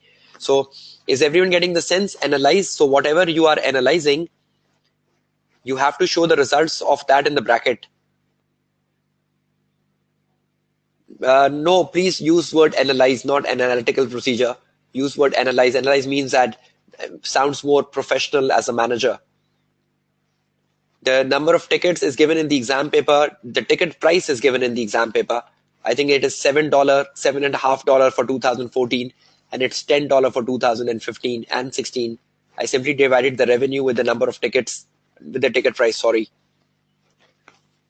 Yes, you can include any procedures, though I'm repeatedly saying it. Re-performance observation is not in P7. Recalculation and, re-performance and observation is not in P7. But again and again, I'm getting the same question, re-performance, observation, re-performance, observation. Yes, recalculation is part of P7. Recalculation can be included. Kessler Fias, recalculation can be included. But analyze does not cover recalculation and re-performance. Analyze means something different. Analyze means analyzing the ratios and comparisons. Recalculation means 2 multiplied by 2 is equal to 4. Recalculation means 10 divided by 5 is equal to 2. So recalculation is like a formula. Analyze means a ratio. Analyze means a trend. Analyze means a comparison.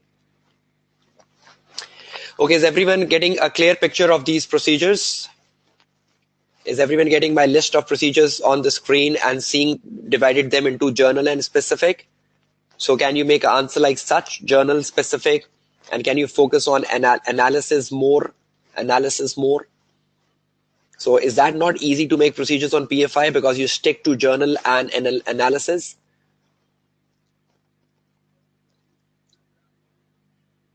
Right, is everyone clear with these procedure making exercise? Okay, thank you so much for those feedbacks. Okay, let's move back. Let's see one thing quickly down now. We were on that exam paper, but I need to focus back on.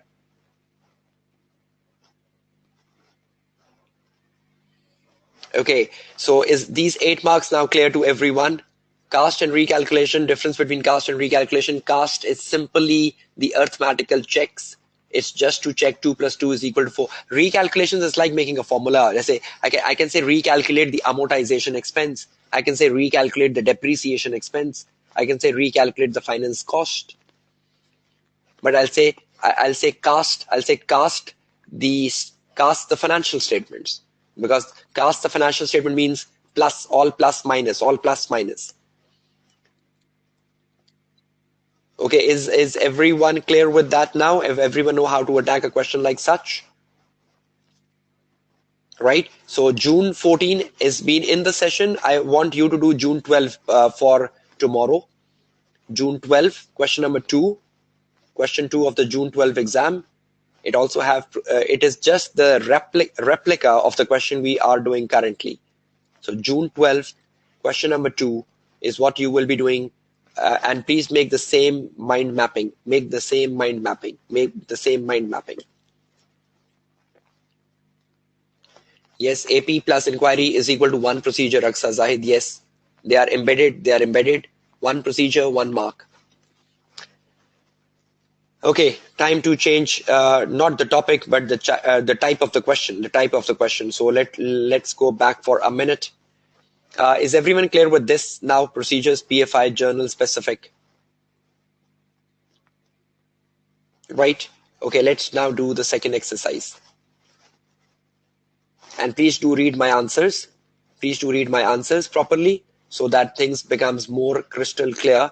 Though some of the students are in agreement, they already got a crystal clear concept. But for the rest of the attendees, please, if you want to get a crystal clear concept, please go over my answers. See how I have written down analyze and discussions.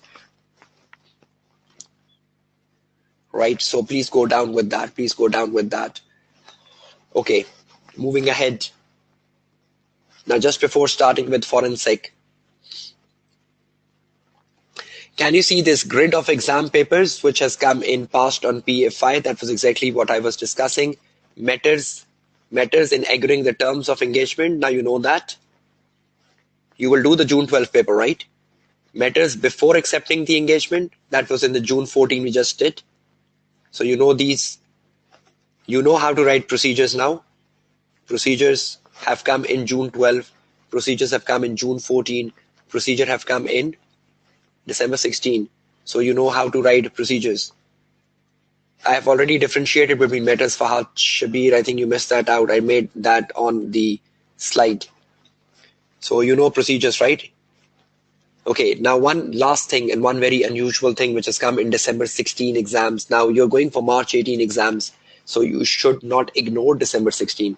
Something which has come in December 16, apart from, see, December 16 paper had procedures. Now you know what is to be done with procedures, right? But December 16 exam also had something very new. It has appropriateness of the forecast. The examiner asked appropriateness of the forecast for in the December 16 exams.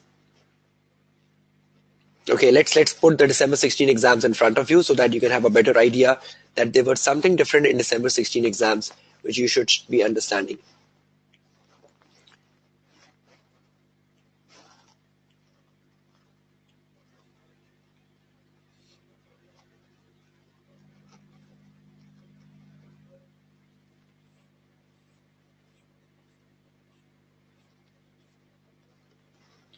Okay, December 16 exams. Please ensure that you do it. Please ensure that you do this question, because after December 16 is your exam sitting, which is March 18.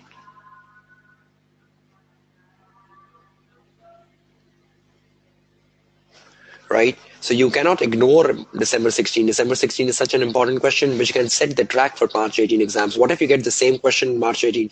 Same requirements. So be prepared. Okay, let's see what is the requirements.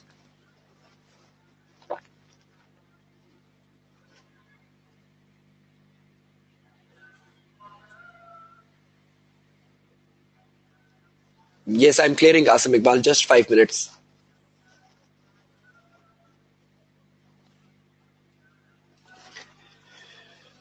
Okay, see what is the question asking. Now, whenever you are attempting you are reading a requirement in P7, please ensure one thing, that first of all you should know the marks, which I have been emphasizing from day one, and spend 2 minutes on requirement. Spend 2 to 3 minutes on requirement so that you exactly know how much time is to be allocated on the marks. Okay, see how many things the examiner is asking. There is a technique. When you read the requirement A and B, whichever topic, right? Whichever topic. See, can you see this word and here? And can you see this word and here? Right? So that means the and is breaking the requirement. And how many times I've seen students that they think the 14 marks is for one thing, whereas the 14 marks here is being divided into two things. Can you see the clear visible and in the requirement A? And can you see the clear visible and in the requirement B? So will that make difference to the marking scheme? Okay, let's see what is before and what is after and. If I see before and, it says evaluate the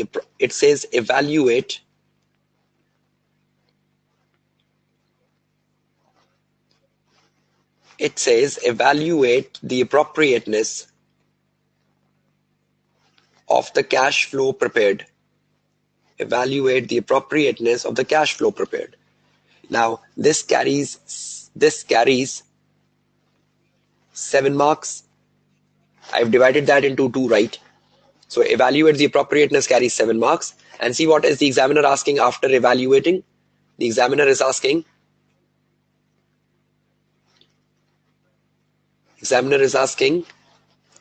recommend the further procedures. Now you know what is to be done with procedures, right?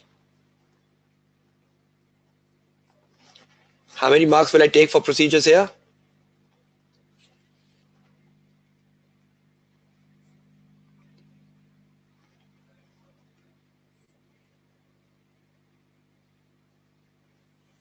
How many marks will I take for procedures here? 7. Right? So 7 marks. And you know these procedures have to focus on what? These procedures have to focus on AP and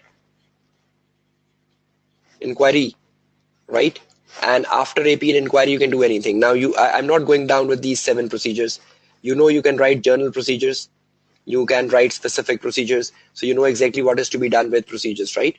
The only unusual thing which is in this question, which I need to address very properly, is this evaluate the appropriateness is the unique thing here, right? I should focus on this as my key. Okay, let's see the second requirement and then start preparing ourselves for it. The second requirement says comment on the matters. Comment on the matters to be considered in respect of the loan. Comment on the matters in respect of the loan. What matters will I write here? Is anyone clever on these attendees on the webinar? Who is clever? Who will comment on the matters in respect of the loan? Comment on the matters in respect of loan. Perfect. MTR. Good answers. All of you were giving that. Loan is an accounting matter, right? Loan is an accounting matter. Loan is an accounting treatment. So if loan is an accounting treatment, that the matters here means M, the matter here means the T, the matter here means the R. This was exactly what we did in the class yesterday, evidence webinar. Loan is something accounting, right? So for a loan, I should write its materiality. For a loan, I should write its treatment. And for the loan, I should write its risk of material misstatement. So how many marks will I take from those contexts? 3. And then see what is the examiner asking. Recommend procedures on the loan. So how many marks will those recommend procedures take? 3. So is that question clear to everyone? How to identify how much marks goes which ways? Perfect. So let's do a quick exercise and then shift towards forensic. Okay, now when I go back for just a minute, just want to make one thing clear, will make the answer looks very easier. This December 16 question 3, is asking us how many things? 1, 2, 3, and 4. The first thing the question is asking us is to evaluate the appropriateness. Evaluate the appropriateness of the cash flow. The second requirement is asking us what? The second requirement is asking us to write procedures on cash flow forecast.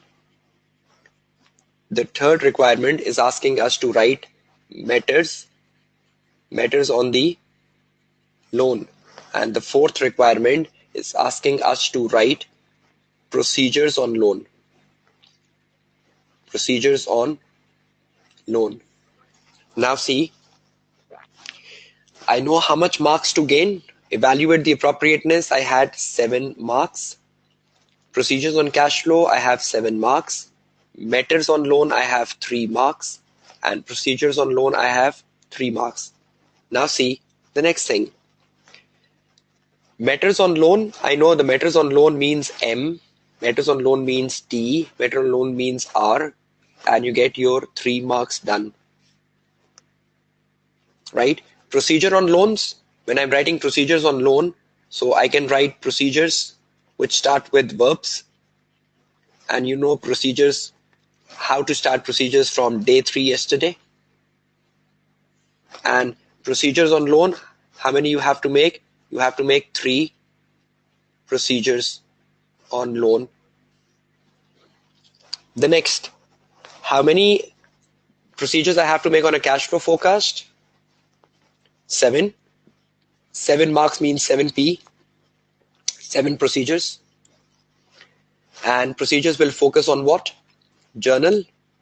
And procedures will focus on specific. And specific will focus on AP and inquiry. Is that true? And then I have to evaluate the appropriateness. Now, is that the new requirement we are learning? I hope the first 3 requirements is more or less a repetition of coming from either today or yesterday.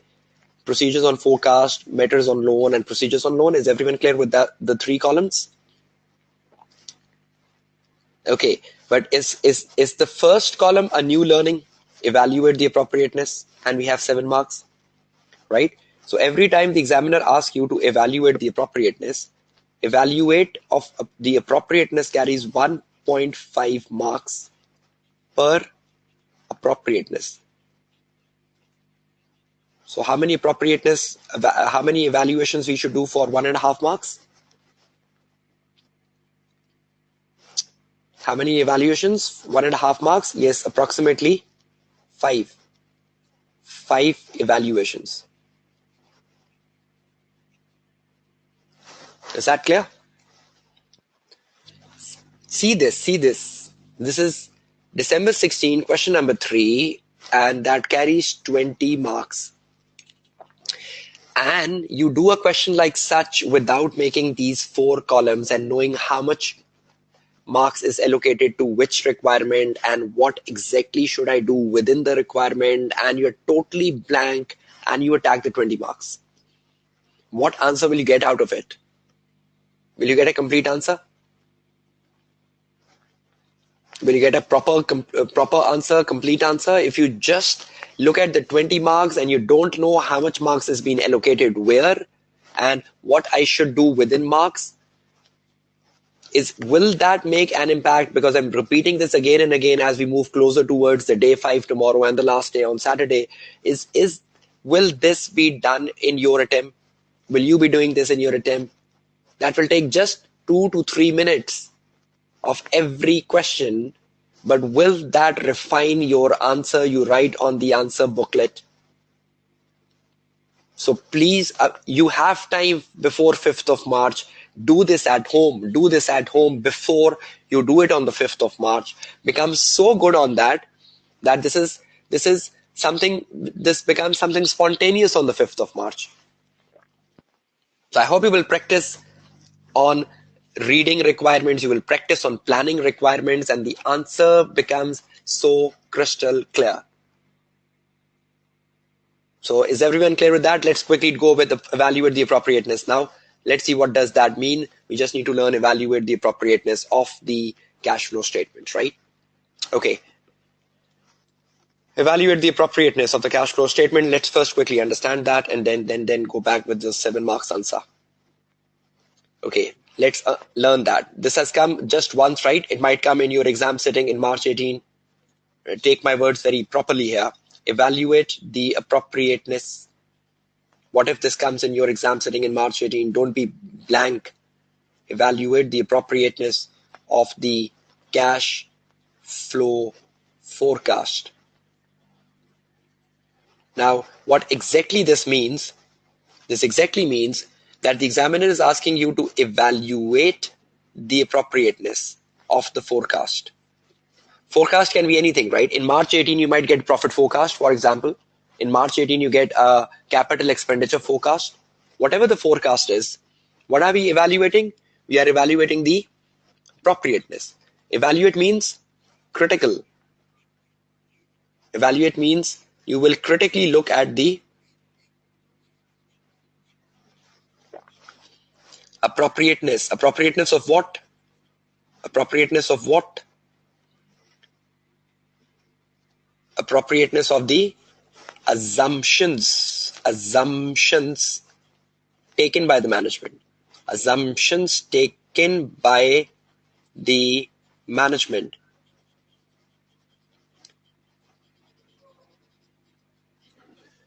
Right? Critical evaluation of the assumptions. Now, obviously, cash flow forecast is based upon assumptions, and those assumptions are taken by the management. So should the auditor critically review the assumptions to ensure these assumptions are either right or these assumptions are either wrong? So can the critical evaluation results into both sides? We can look at an assumption and we can say, no, this assumption sounds good. And we can say, no, this assumption sounds wrong. Can it be both ways? Critical means that it can go both ways. So critical evaluation means either it can be right, either it can be wrong. So we have to read the case for that. Is everyone clear with the concept of this requirement? Is everyone understanding what is to be done with this requirement? Both positive, negative, yes, Sumaya Hassan. But there could be both things. You need to critically evaluate. If you think this is positive, negative, both. Okay, let's go back to the exam paper and see, can we do the evaluation of the... No, we'll not exactly say it's wrong. I'll just show you my answer, right? We will not exactly say this is wrong. We'll use a professional sentence, a professional jargon. Okay, let's go to the question again.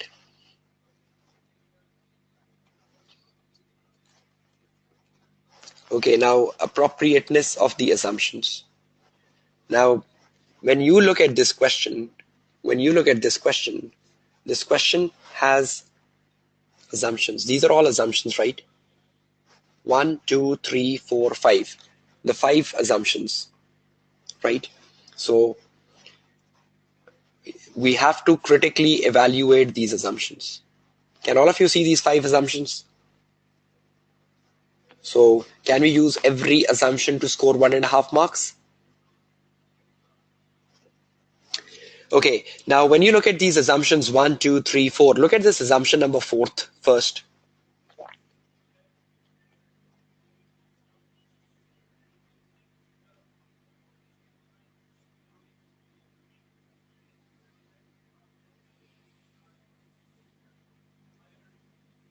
Look at this. On the 1st October, the chief executive, Jay Stewart, gave company a 3-year loan. The audit team was unaware of this loan prior to obtaining the cash flow forecast. Do we have separate marks for this loan? The loan from Jay Stewart. Is the examiner giving us separate marks for this loan? In the 20 marks question, is the examiner asking us, comment on the matters we should consider for loan? Yes. And is the examiner asking us make procedures on loan? So this fourth bullet has a B requirement. So will I utilize this in my A requirement? Will I utilize this in my A requirement? Yes, it has separate marks, right? So will I utilize this in my A requirement? No, I'll utilize this in my B requirement. So how many things I have left with A requirement? For A requirement, I have been left with this. For A, I've left with this for A. I've left this with A and the last one. So I have 4 assumptions to make up my 7 marks answer, right? Right? So can you sense the planning I'm doing and how much planning is important to make a good answer? I have seen so many students when even they're sitting in a classroom that they have their question paper so neat and clean. How can your question paper be neat and clean? Your question paper should have evidence that you've planned the answer. Your question paper should have evidence that you've done something before attacking the answer. And a lot of time I've seen students question paper so neat and clean. It cannot not even justify have they read the case or read the requirements or not. Okay, let's go one step ahead. Receipt from customer. I'm reading the first one, right? Receipt from customers and payment to suppliers have been estimated based upon a sales forecast prepared by the sales director. Can we forecast receipt from customers on the basis of sales forecast? Usama Sabir, no. Yes. Sharmila Siddiqui, yes, that's good. Sales forecast, can that be related with receipt from customers? Yes. And can a sales forecast relate with payment to suppliers? No. So can I relate sales with receipt or can I relate sales with payment to supplier? So what is wrong here? Is payment to supplier wrong or is receipt from customer wrong? What is wrong? Receipt or payment? What is wrong? Payment, exactly. What is wrong? Payment. Payment, exactly. So see what I have to do. Receipt from customer and payment to supplier has been estimated based upon a detailed sales forecast prepared by the sales director. Now, see how many marks will I take from here? I go back to my PowerPoint and I write the same point here. Sales forecast. Now just see how much marks you take. First of all, I'll say the sales forecast was prepared by the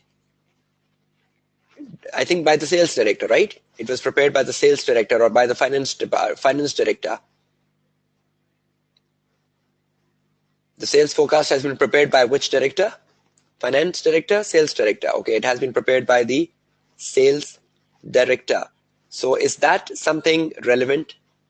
Is that something good? Is the sales director competent enough to prepare a sales forecast? Yes, so will I take 1.5 marks here for appreciating this, that the sales director made this? Will I take 1.5 marks for critically evaluating the appropriateness? No, he does not have the authority to forecast purchase, but I'm talking about does he has an authority to make a sales forecast? Does he that is wrong. That is wrong. But the right thing is, does he has an authority to prepare a sales forecast? Yes. And has he made the sales forecast? He has, right? Number two says prepared by the sales director. Number 2 says that we had estimated we had estimated receipts from customers. We had estimated receipts from customer on the basis of the sales forecast. So do sales and receipts have a correlation? Do receipts and sales have a correlation? Receipts from customer and sales forecast, do they have a correlation? Yes. So can I say estimated receipts from customer sale on the basis of the sales forecast, this is also right, and this is also correlated. So can I estimate receipts from customer on the basis of sales forecast? I think that sounds more logical, right? So am I in favor of this now? And again, am I taking 1 point?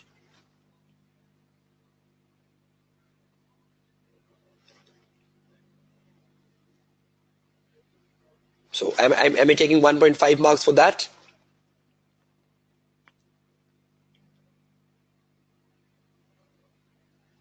So this sales forecast is prepared by a director, 1.5 mark.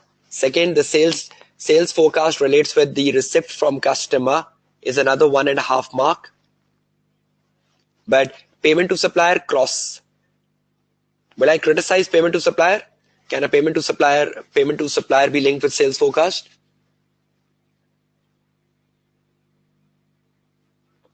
No. So how many marks can I take from the first assumption? How many marks can I take from the first assumption? What have you understood so far? 3? No, 4.5. 4.5 is the right answer, Ubaid Rahman. 1.5 mark for appreciating the sales director that he prepared the sales forecast. 1.5 mark for receipt from customer to sales forecast. And a 1.5 mark for criticizing that how can a payment to supplier be linked to sales forecast. So are you understanding the sense of evaluate the appropriateness of the assumption? Is everyone understanding that sense evaluate the appropriateness of assumption? So I have to see the assumption. Is it right? Is it wrong? Let's do one more exercise. Salaries and overheads have been estimated as the prior year cost plus a journal inflation of 2%. Is that something of a good assumption that salaries and overhead has been estimated as a prior year cost plus a journal inflation of 2%? Is that something good? Can salary only increase on the last year cost multiplied by 1.02? Do salary only increase on inflation? So is that a right assumption or a wrong assumption? Is that a right assumption? No. So will I criticize this assumption? Will I criticize this assumption? Will I say, no, this is a wrong assumption?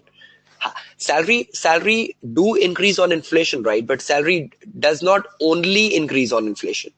Salary has so many elements, right? Salary includes increments, salary includes new appointments, salary includes terminations, salary includes bonuses. There are so many things in salaries, right? So is that assumption wrong, the second one? So 4.5 marks and another 1.5 marks. See, where are you standing? Are you standing at 6 marks? So is everyone getting a sense of this answer? Yes, overheads should be appreciated as well. Why it is wrong, sir? Muhammad Amir, salary in any company, does salary only grows by the last year cost multiplied by 1.02? Does salary only have an inflation impact? What if the last year you had 500 employees and this year you had 1,000 employees? Muhammad Amir, I want a yes or no answer from you. Salary only increased by 1.02, the inflation, or salary also includes the bonuses, the salary also include the number of employees. So is that realistic? So please do see my answer, how to write an answer for critically evaluate the appropriateness of the assumptions. But I hope you get sense whenever you get a question like such, see the assumptions and try proving whether the assumptions are right or wrong. And if you think the assumption is right, you will still appreciate that. And if you think the assumption is wrong, you will criticize that and you will take 1.5 marks. Okay, one last thing. If I go back for one final exercise before the namaz break, when the examiner says evaluate evaluate the appropriateness of cash flow. So I'll evaluate the appropriateness of the assumptions, right? And assumptions can be there might be some assumptions which are right. So I'll appreciate them. And there might be some assumptions which are wrong. So I'll criticize them. And for every right, I take 1.5. For every wrong, I take 1.5. Is everyone clear with that?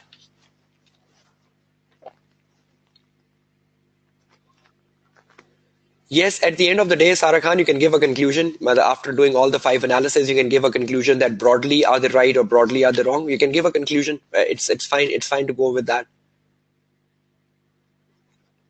So appropriateness is the most important thing we often skip in exams, right? Yes. So please, this is in December 16 exams. Please practice it. Please practice it. It looks important for March 18 exams. It looks important for March 18 exam. Please see my answer. Please see my answer. Please ensure that you are going with this appropriateness very effectively, because that is exactly something which is very, very important, and you cannot ignore that for the March 18 exams. Is this requirement come with SFP? Okay, is everyone clear so far with the cash flows and the PFI and the prospective financial information? Is everyone clear with the structure of the topic PFI? Is everyone clear with exactly what is to be done in PFI? How many questions you have to practice on PFI? How many questions you have to practice on PFI? 3. June 12, June 14, December 16. And which one is more important? Which one is more important? The December 16, right? And is everyone clear with what does matter means? Matters before accepting. I'll make one quick list post namaz break for 5 minutes. And post namaz break, I'll be starting with forensic. Forensic will be the agenda for the later 35 minutes we have for the day today. Let's see what can we understand for forensic.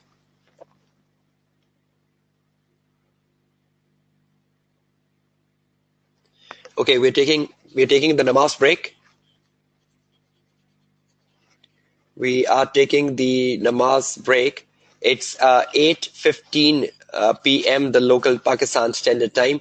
We'll be resuming at 8:25 p.m. the Pakistan Standard Time. And post namaz break, we'll be looking at forensic as the topic.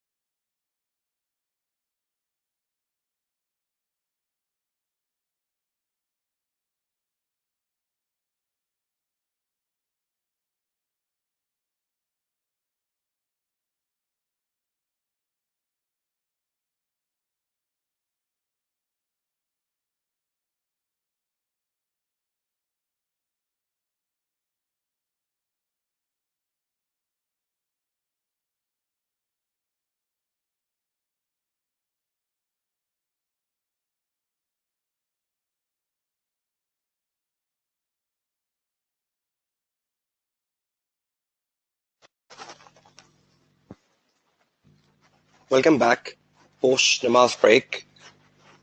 Just a quick 2 to 3 minutes on the wrapping up of the PFI, and then we're starting on with the forensic, the last of the other assignments, which is very important for the March 18 exams. Okay, if we just move on with the last word on PFI, or rather the recap on PFI, so that you all have a clear picture. Now, when we have a last word on PFI, from an exam point of view, we should know that first PFI came in June 12 and you have to practice. June 14 you have to practice, and it came in December 16 you have to practice, and I'm emphasizing on December 16.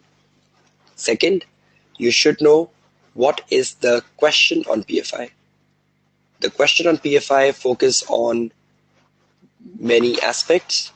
The question on PFI focus on matters. Interestingly, we got so many matters. We got matters before accepting engagement,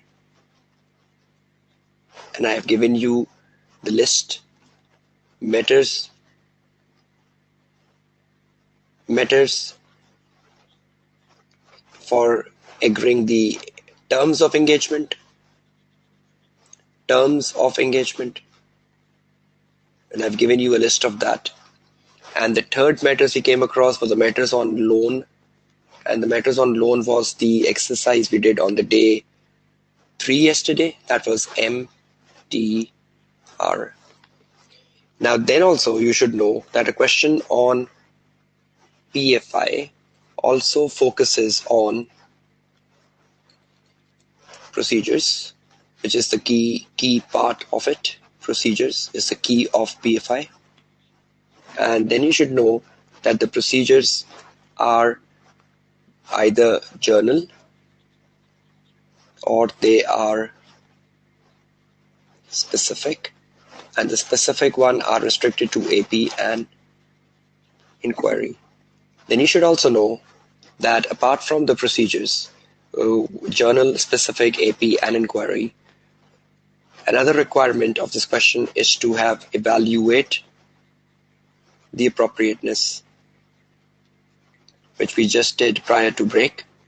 Evaluate the appropriateness of the forecast, rather than saying cash flow, forecast in journal. And you know exactly what is to be done with this requirement. Now we know matters before carries 1.5 marks. Matters to agree the terms of condition carries 1.5 marks. The MTR carries 3 marks.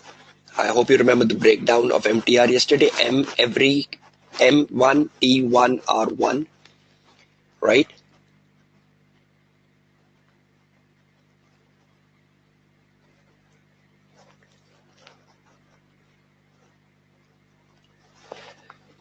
Okay, then when you look at the procedures is 1 mark per procedure, and then evaluate the appropriateness, because it has just come once, so the marking scheme used by the examiner was 1.5 marks per evaluation. I hope you're clear with that structure. Is everyone clear with that?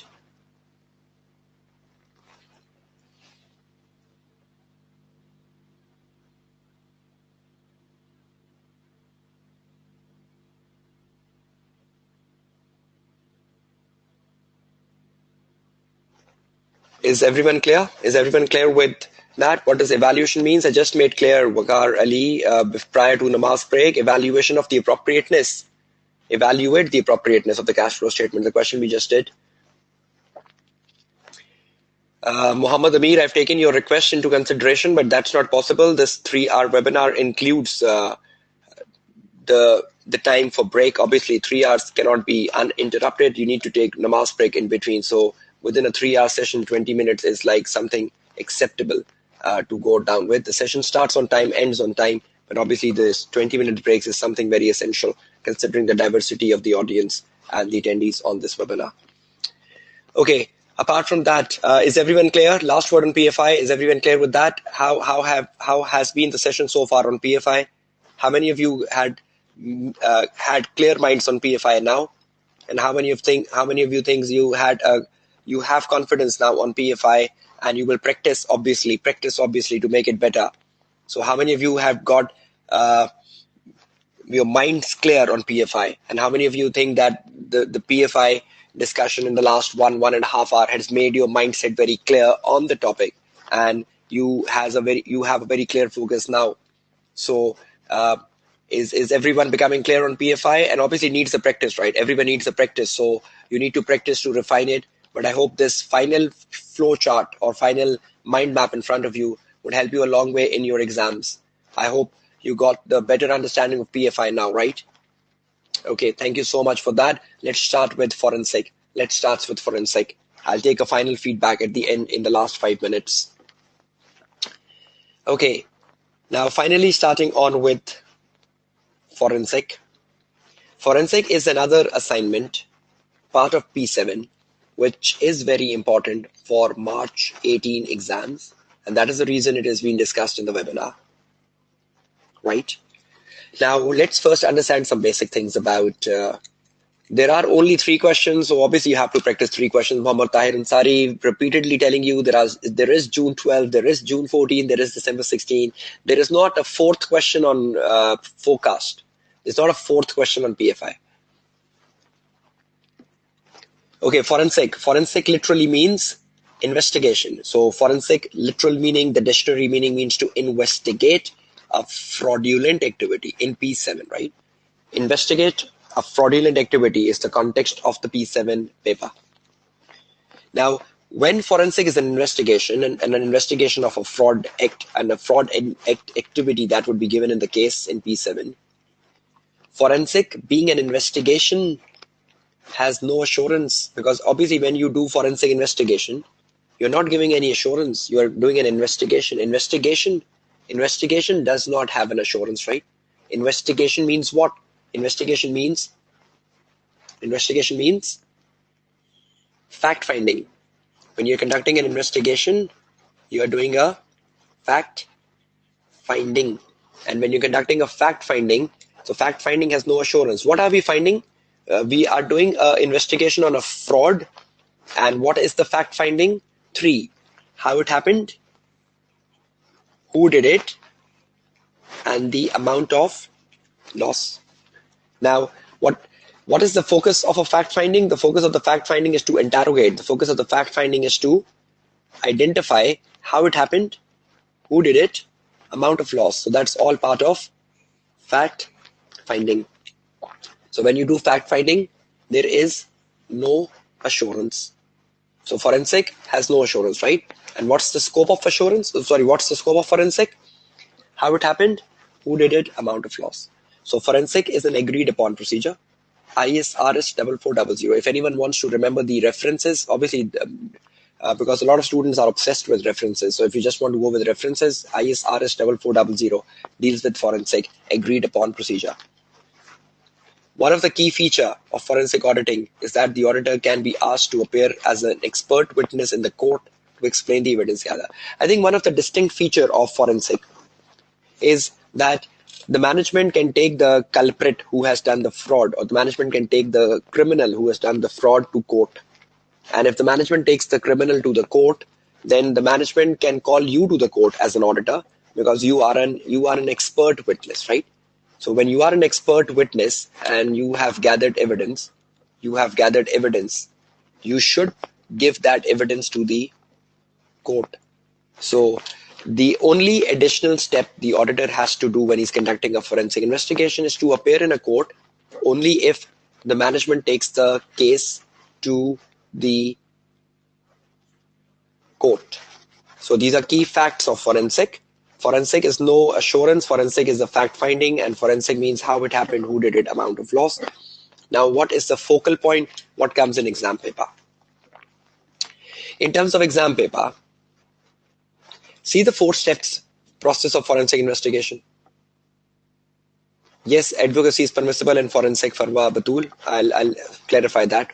Advocacy is permissible in forensic. Perfect. Look at the first four process. Is that what we do in any service? Is the first four is what we do in any service? If order to do any service starts with acceptance, then you do planning, then you gather evidence, and then you give a report. Are these four steps common in any service?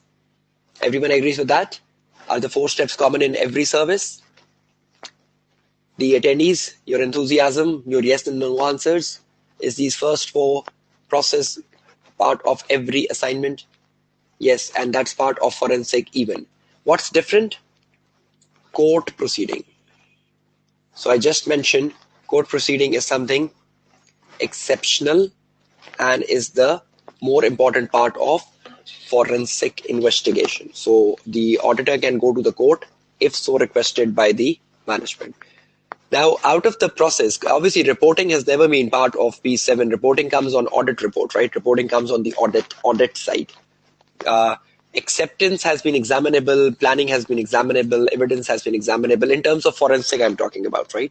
So let's see the exam focus of forensic, and let's see how forensic has come in the past paper. Forensic accounting, forensic auditing is one of the same thing in terms of broader sense. Yes, but the examiner has tried to make a difference in the article. What is forensic accounting? What is forensic investigation? But again, that was initially in 2009 paper. So you should not be worried about that in the March 18 exams. Forensic accounting, forensic audit. At the end of the day, these are interchangeable words when we use them in a market language. But from an exam point of view, should you know the definitions? That was way back in December 2009. So that's part of my regular classes, but obviously in the webinar context, when you're just focusing on the key aspects, it could not be put into account. Okay, exam paper. On a forensic, when you look at an exam paper, this grid in front of you tells you what has been the part of exam paper. Now, interestingly, carefully look at the grid. Forensic has come in 11, forensic has come in 12, forensic has come in 13, forensic has come in 15. In all the four instances, thrice forensic had procedures in 15, procedures in 13, procedures in 12. So again, what is the focal point of forensic? This is the critical success factor of forensic, just like PFI. So how many times procedures have come? 3 out of 4 times. So is that something important in forensic to know? Exactly. Okay, the second thing. Planning has come once in forensic. Ethical and professional issues have come once in 2011. Now you know ethical and professional issues, right? You can identify ethical and professional issues not just from audit. You can find ethical and professional issues also from forensic. And matters. See, matters are not leaving you. Matters is such a common term in P7. Matters before accepting, matters in agreeing the terms of engagement, matters MTR. Now again, the matters are coming, but this time the matters are coming for theft and insurance claim, and matters are coming for planning and investigation.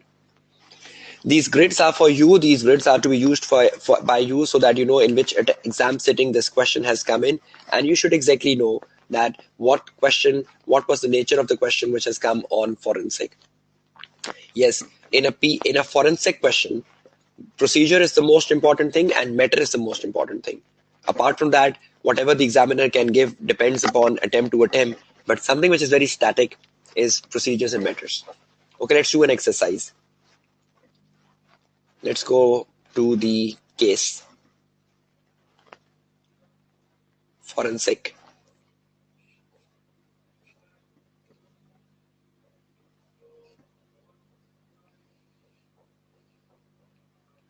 Okay, can all of you see this question in front of you? This is June 13, question 2B. This is the first one we are taking in the webinar for understanding what exactly is the temperament of forensic. Waqar Ali, I'll share my WhatsApp number at the end of the webinar.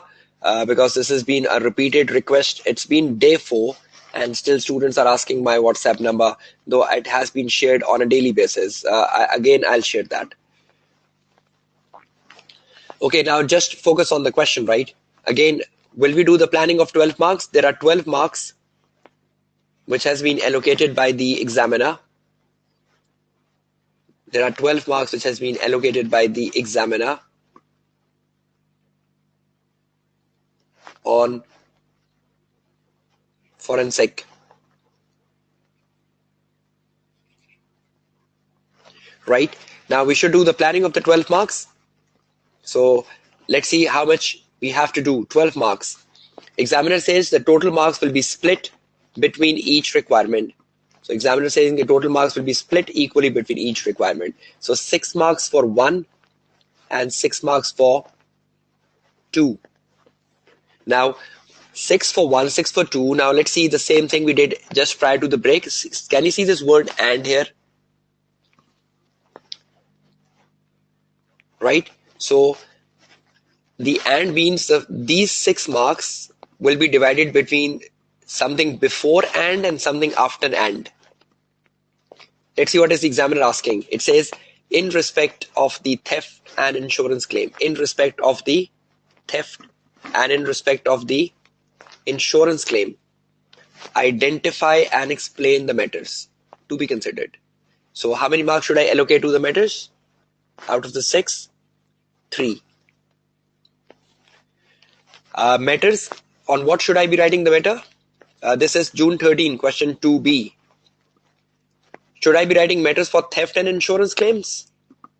Yes. So in respect of theft and insurance claim, identify and explain the matters to be considered. So should I be writing matters for theft and insurance claim? 3 marks.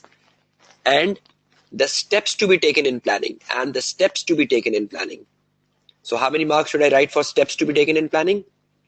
3. So 3 marks for steps in planning, 3 marks for matters for theft and insurance claim, and then the examiner says recommend the procedures for the amount of claim. So how many procedures will I write? How many procedures should I write? Recommend the procedures for the amount of claim. I should be writing how many procedures? 6 procedures, right? 6 marks. Should I write procedures on anything or should I write procedures on amount of claim? I should only write procedures on amount of claim, or I can write procedures on anything, on the amount of claim, right? So is the examiner specifying what should I be doing? Okay, exactly, good. Okay, so how many things I need to do for 12 marks? For 12 marks, I need to focus on matters for theft and insurance claim. Then I need to focus on steps in planning. And then I should focus on the amount of claim procedures. Okay, now let's make an exercise.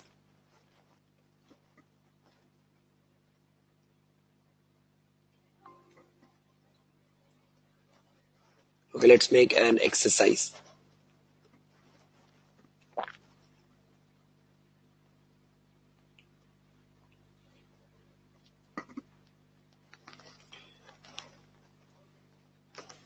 Okay, now in terms of the exercise, right? Now this question, June 13, question number 2B had how many marks? 12. And into how many parts the 12 was divided? 1, 2, and 3. What was the first thing the examiner was asking us? Methods. Then what was the examiner asking us?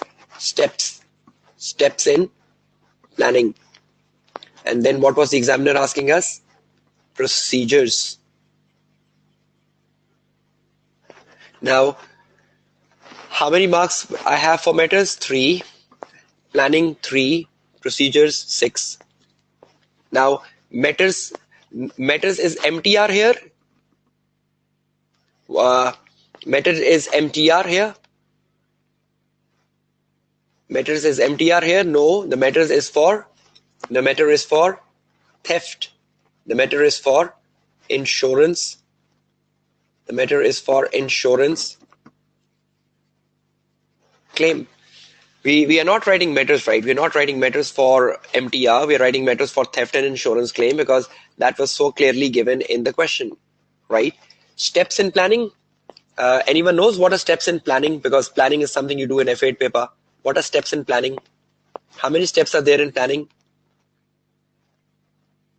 How many steps are there in planning? There are 4 steps in planning. The first step in planning is scope. The second step in planning is timing. The third step in planning is direction. And the fourth step in planning is resources. So we plan for scope, we plan for timing, we plan for direction, we plan for resources. Now, these 4 steps can be used anywhere. Whatever question you're doing on planning includes 4 things, right? Whether you're doing planning of forensic, you're doing planning of PFI, you're doing planning of audit, whatever planning you're doing, you can do 4 steps of planning. So planning irrespective. Scope, timing, direction, resources. Now, out of the 4, how many should I be writing for 3 marks? I should only be writing 3, right? I should only be writing 3. Okay. Procedures. Now, procedures is so much been coming from day 3. We even discussed procedures today.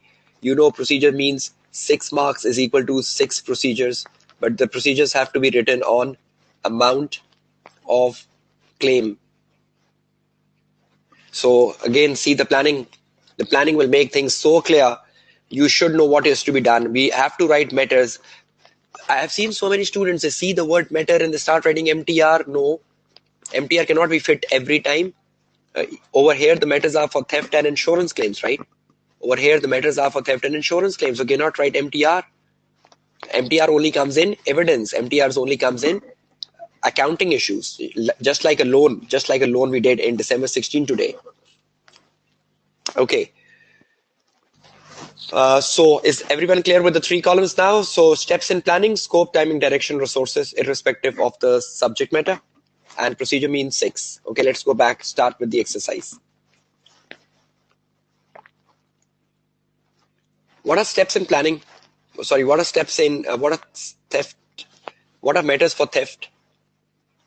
Matters for theft and matters for insurance claim. It is so easy question. The matters for theft. The matters of theft is who did it. The matters for theft is how it happened. The matter for theft is was the culprit identified? Who did it exactly? Was the police informed? Was the police informed for the theft? Was the police informed? So it's something very natural. If a theft happens in a company, obviously you will have something in your mind. Who did it? How it happened? Was the culprit identified? Was the police informed? So we have 3 marks. I've written 4. I've already taken 4 marks. You need to properly put them in sentences. You have to put them in a proper sentences to make marks. Yes, when it happened. And insurance, what matters will you write for insurance? Have we informed the insurance company? Have we informed the insurance company? Have we informed the insurance company? Insurance, do we have a insurance policy? Do we have an insurance policy? Can we claim, etc. So yes, was the stock insured partially or fully? Agree, Sarah Khan, with that. Limit of claim, Saima Mazhar. Exactly, perfect, good answers. Theft is covered with insurance. Yes, we can ask management, though it's given in the case even. So if anything is given in case, we'll not write that. But generally, you can write points for insurance. Good points are coming from students. And you can write points for theft. So you just need to score 3 marks on matters. And these are matters for theft and insurance claim. And again, that's given in my answer. Please see my answer as well. Okay. Next, what we need to do, steps in planning. When we are writing the steps in planning,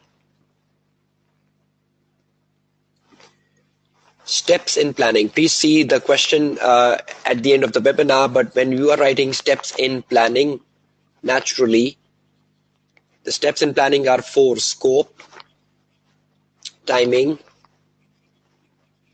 direction, and resources. So I just told you that these steps in planning are irrespective. You can write these steps anywhere whenever you get a question on planning. So scope, you are planning for your scope. So when you're planning for your scope, you should know what is your objective. You should know what are laws applicable to your scope. You should know what are the boundaries. So auditor should know the scope very well. Auditor should know exactly what he needs to do. So should the auditor know what are my applicable laws? What is my objective? What are my boundaries? So should the auditor know the scope? Should the auditor know the timings? The timing means should the auditor know the deadlines to plan? Should the auditor make a timetable according to the deadlines? So we do make deadlines, we do make timetable, right, for achieving a deadline, that is timing. Direction, should I know my direction? Should I know where to focus on? Where to focus on? In a question I'm doing, what is my focus? Being an auditor, where should I focus on? What is my direction? Can anyone identify that? What is my direction in the question I'm doing, June 13, question 2B? Yes, my direction is theft. My direction is assurance. No, Amjad Ali, Waqar Ali, this is not an assurance engagement. My direction is to determine the amount of claim. Was that given in the question? To determine the amount of claim? So I was hired. I was hired for what? I was hired for the amount of claim. So is that my objective? Is that my direction? Where to focus on to determine the amount of claim? So should I know where to focus on? And lastly, should I know my resources? Should I plan for using specialized resources? Should I plan for using specialized resources? Will that lead to a better service? Should I plan for specialized resources? Because specialized resources will boost the quality of my service. Boost quality of my service. Is that true? So can we write these four anywhere in P7 when the examiner asks you something about planning? So planning includes the scope, planning includes the timing, planning includes the direction, and planning includes the resources. Consider cost and time, yes, but these are four very specific things in planning. I'll prefer you stick to them. But more importantly, the answer of scope, timing, direction, resources is in my answer, in the answer you have. So please see how to write them properly. But I've just tried giving you a structure, and the structure can help you out in most of the exam papers. Is everyone clear with that? Scope, timing, direction, resources? Can you make use of this list of planning anywhere in a question on planning? So can you remember this? Scope, timing, direction, resources. I think that's very easier. Scope, timing, direction, resources. Okay, so one last thing left is now procedures. Now, we have done procedures so many times now. So let's make one final list of procedures today so that we exit from this topic.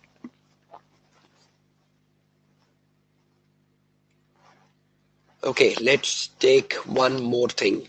Procedures. We are making procedures for what? We are making procedures for forensic. And forensic is what? Forensic is an investigation. So if forensic is an investigation,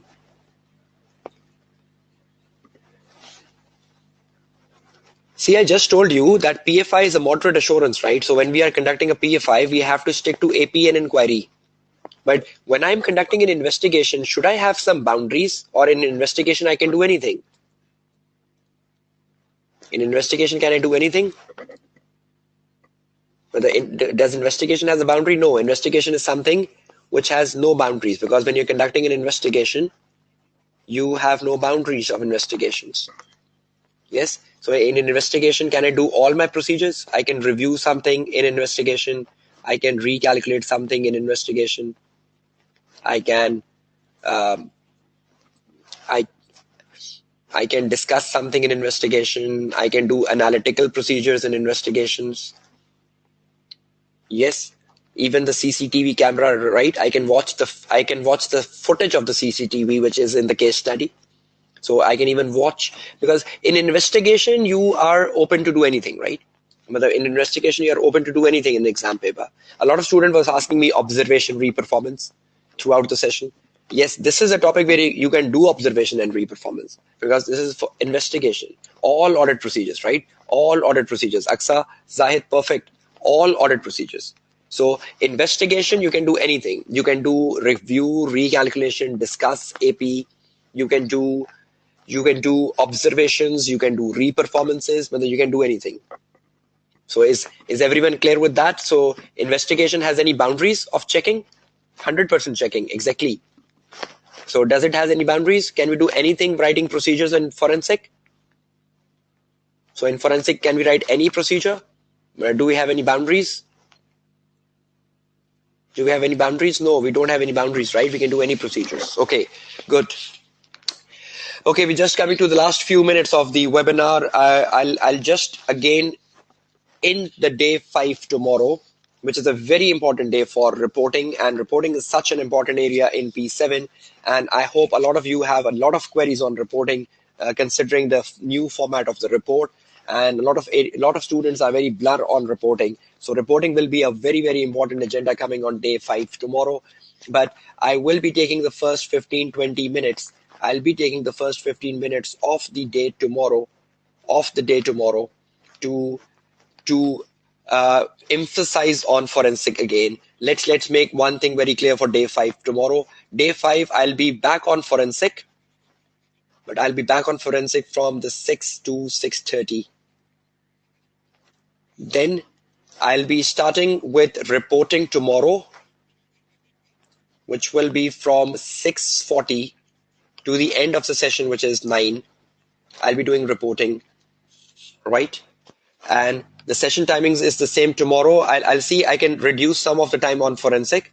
I can reduce some of the time on forensic tomorrow, 6:30, 6:20. But reporting will be after the namaz break, the first namaz break. 6:40 will start with reporting. And my WhatsApp number, which has been so eagerly inquired by so many students, is again, I'm putting on the screen my number, which so many students are asking about again and again. This is my WhatsApp number. And please remember one thing, I need your quick feedback on the session today. Please quickly, all the attendees, how good the session was today, and how you liked the session today, what you learned today, was it at par, was it good to be part of the webinar today, and your mindset was cleared, and how many of you are feeling confident so far? It's the day 4. We just left with 2 more days. So at the end of the 4 days, what is your confidence? What is the confidence now for 5th of March? 5th of March, what is your confidence level? 4 days have gone, 2 days are remaining. So are you finding something which can help you pass this time on the 5th of March? So I hope you keep practicing. The day tomorrow is very important, and the day on Saturday is very important. It's not just the mock debriefing on Saturday. It's more about the important for March 18 exams. It's more about how to attempt a 100 marks paper. The day Saturday, please don't miss the day on Saturday. It's such an important day coming on Saturday, and such an important day coming on tomorrow. So I hope all of you are satisfied with the session today.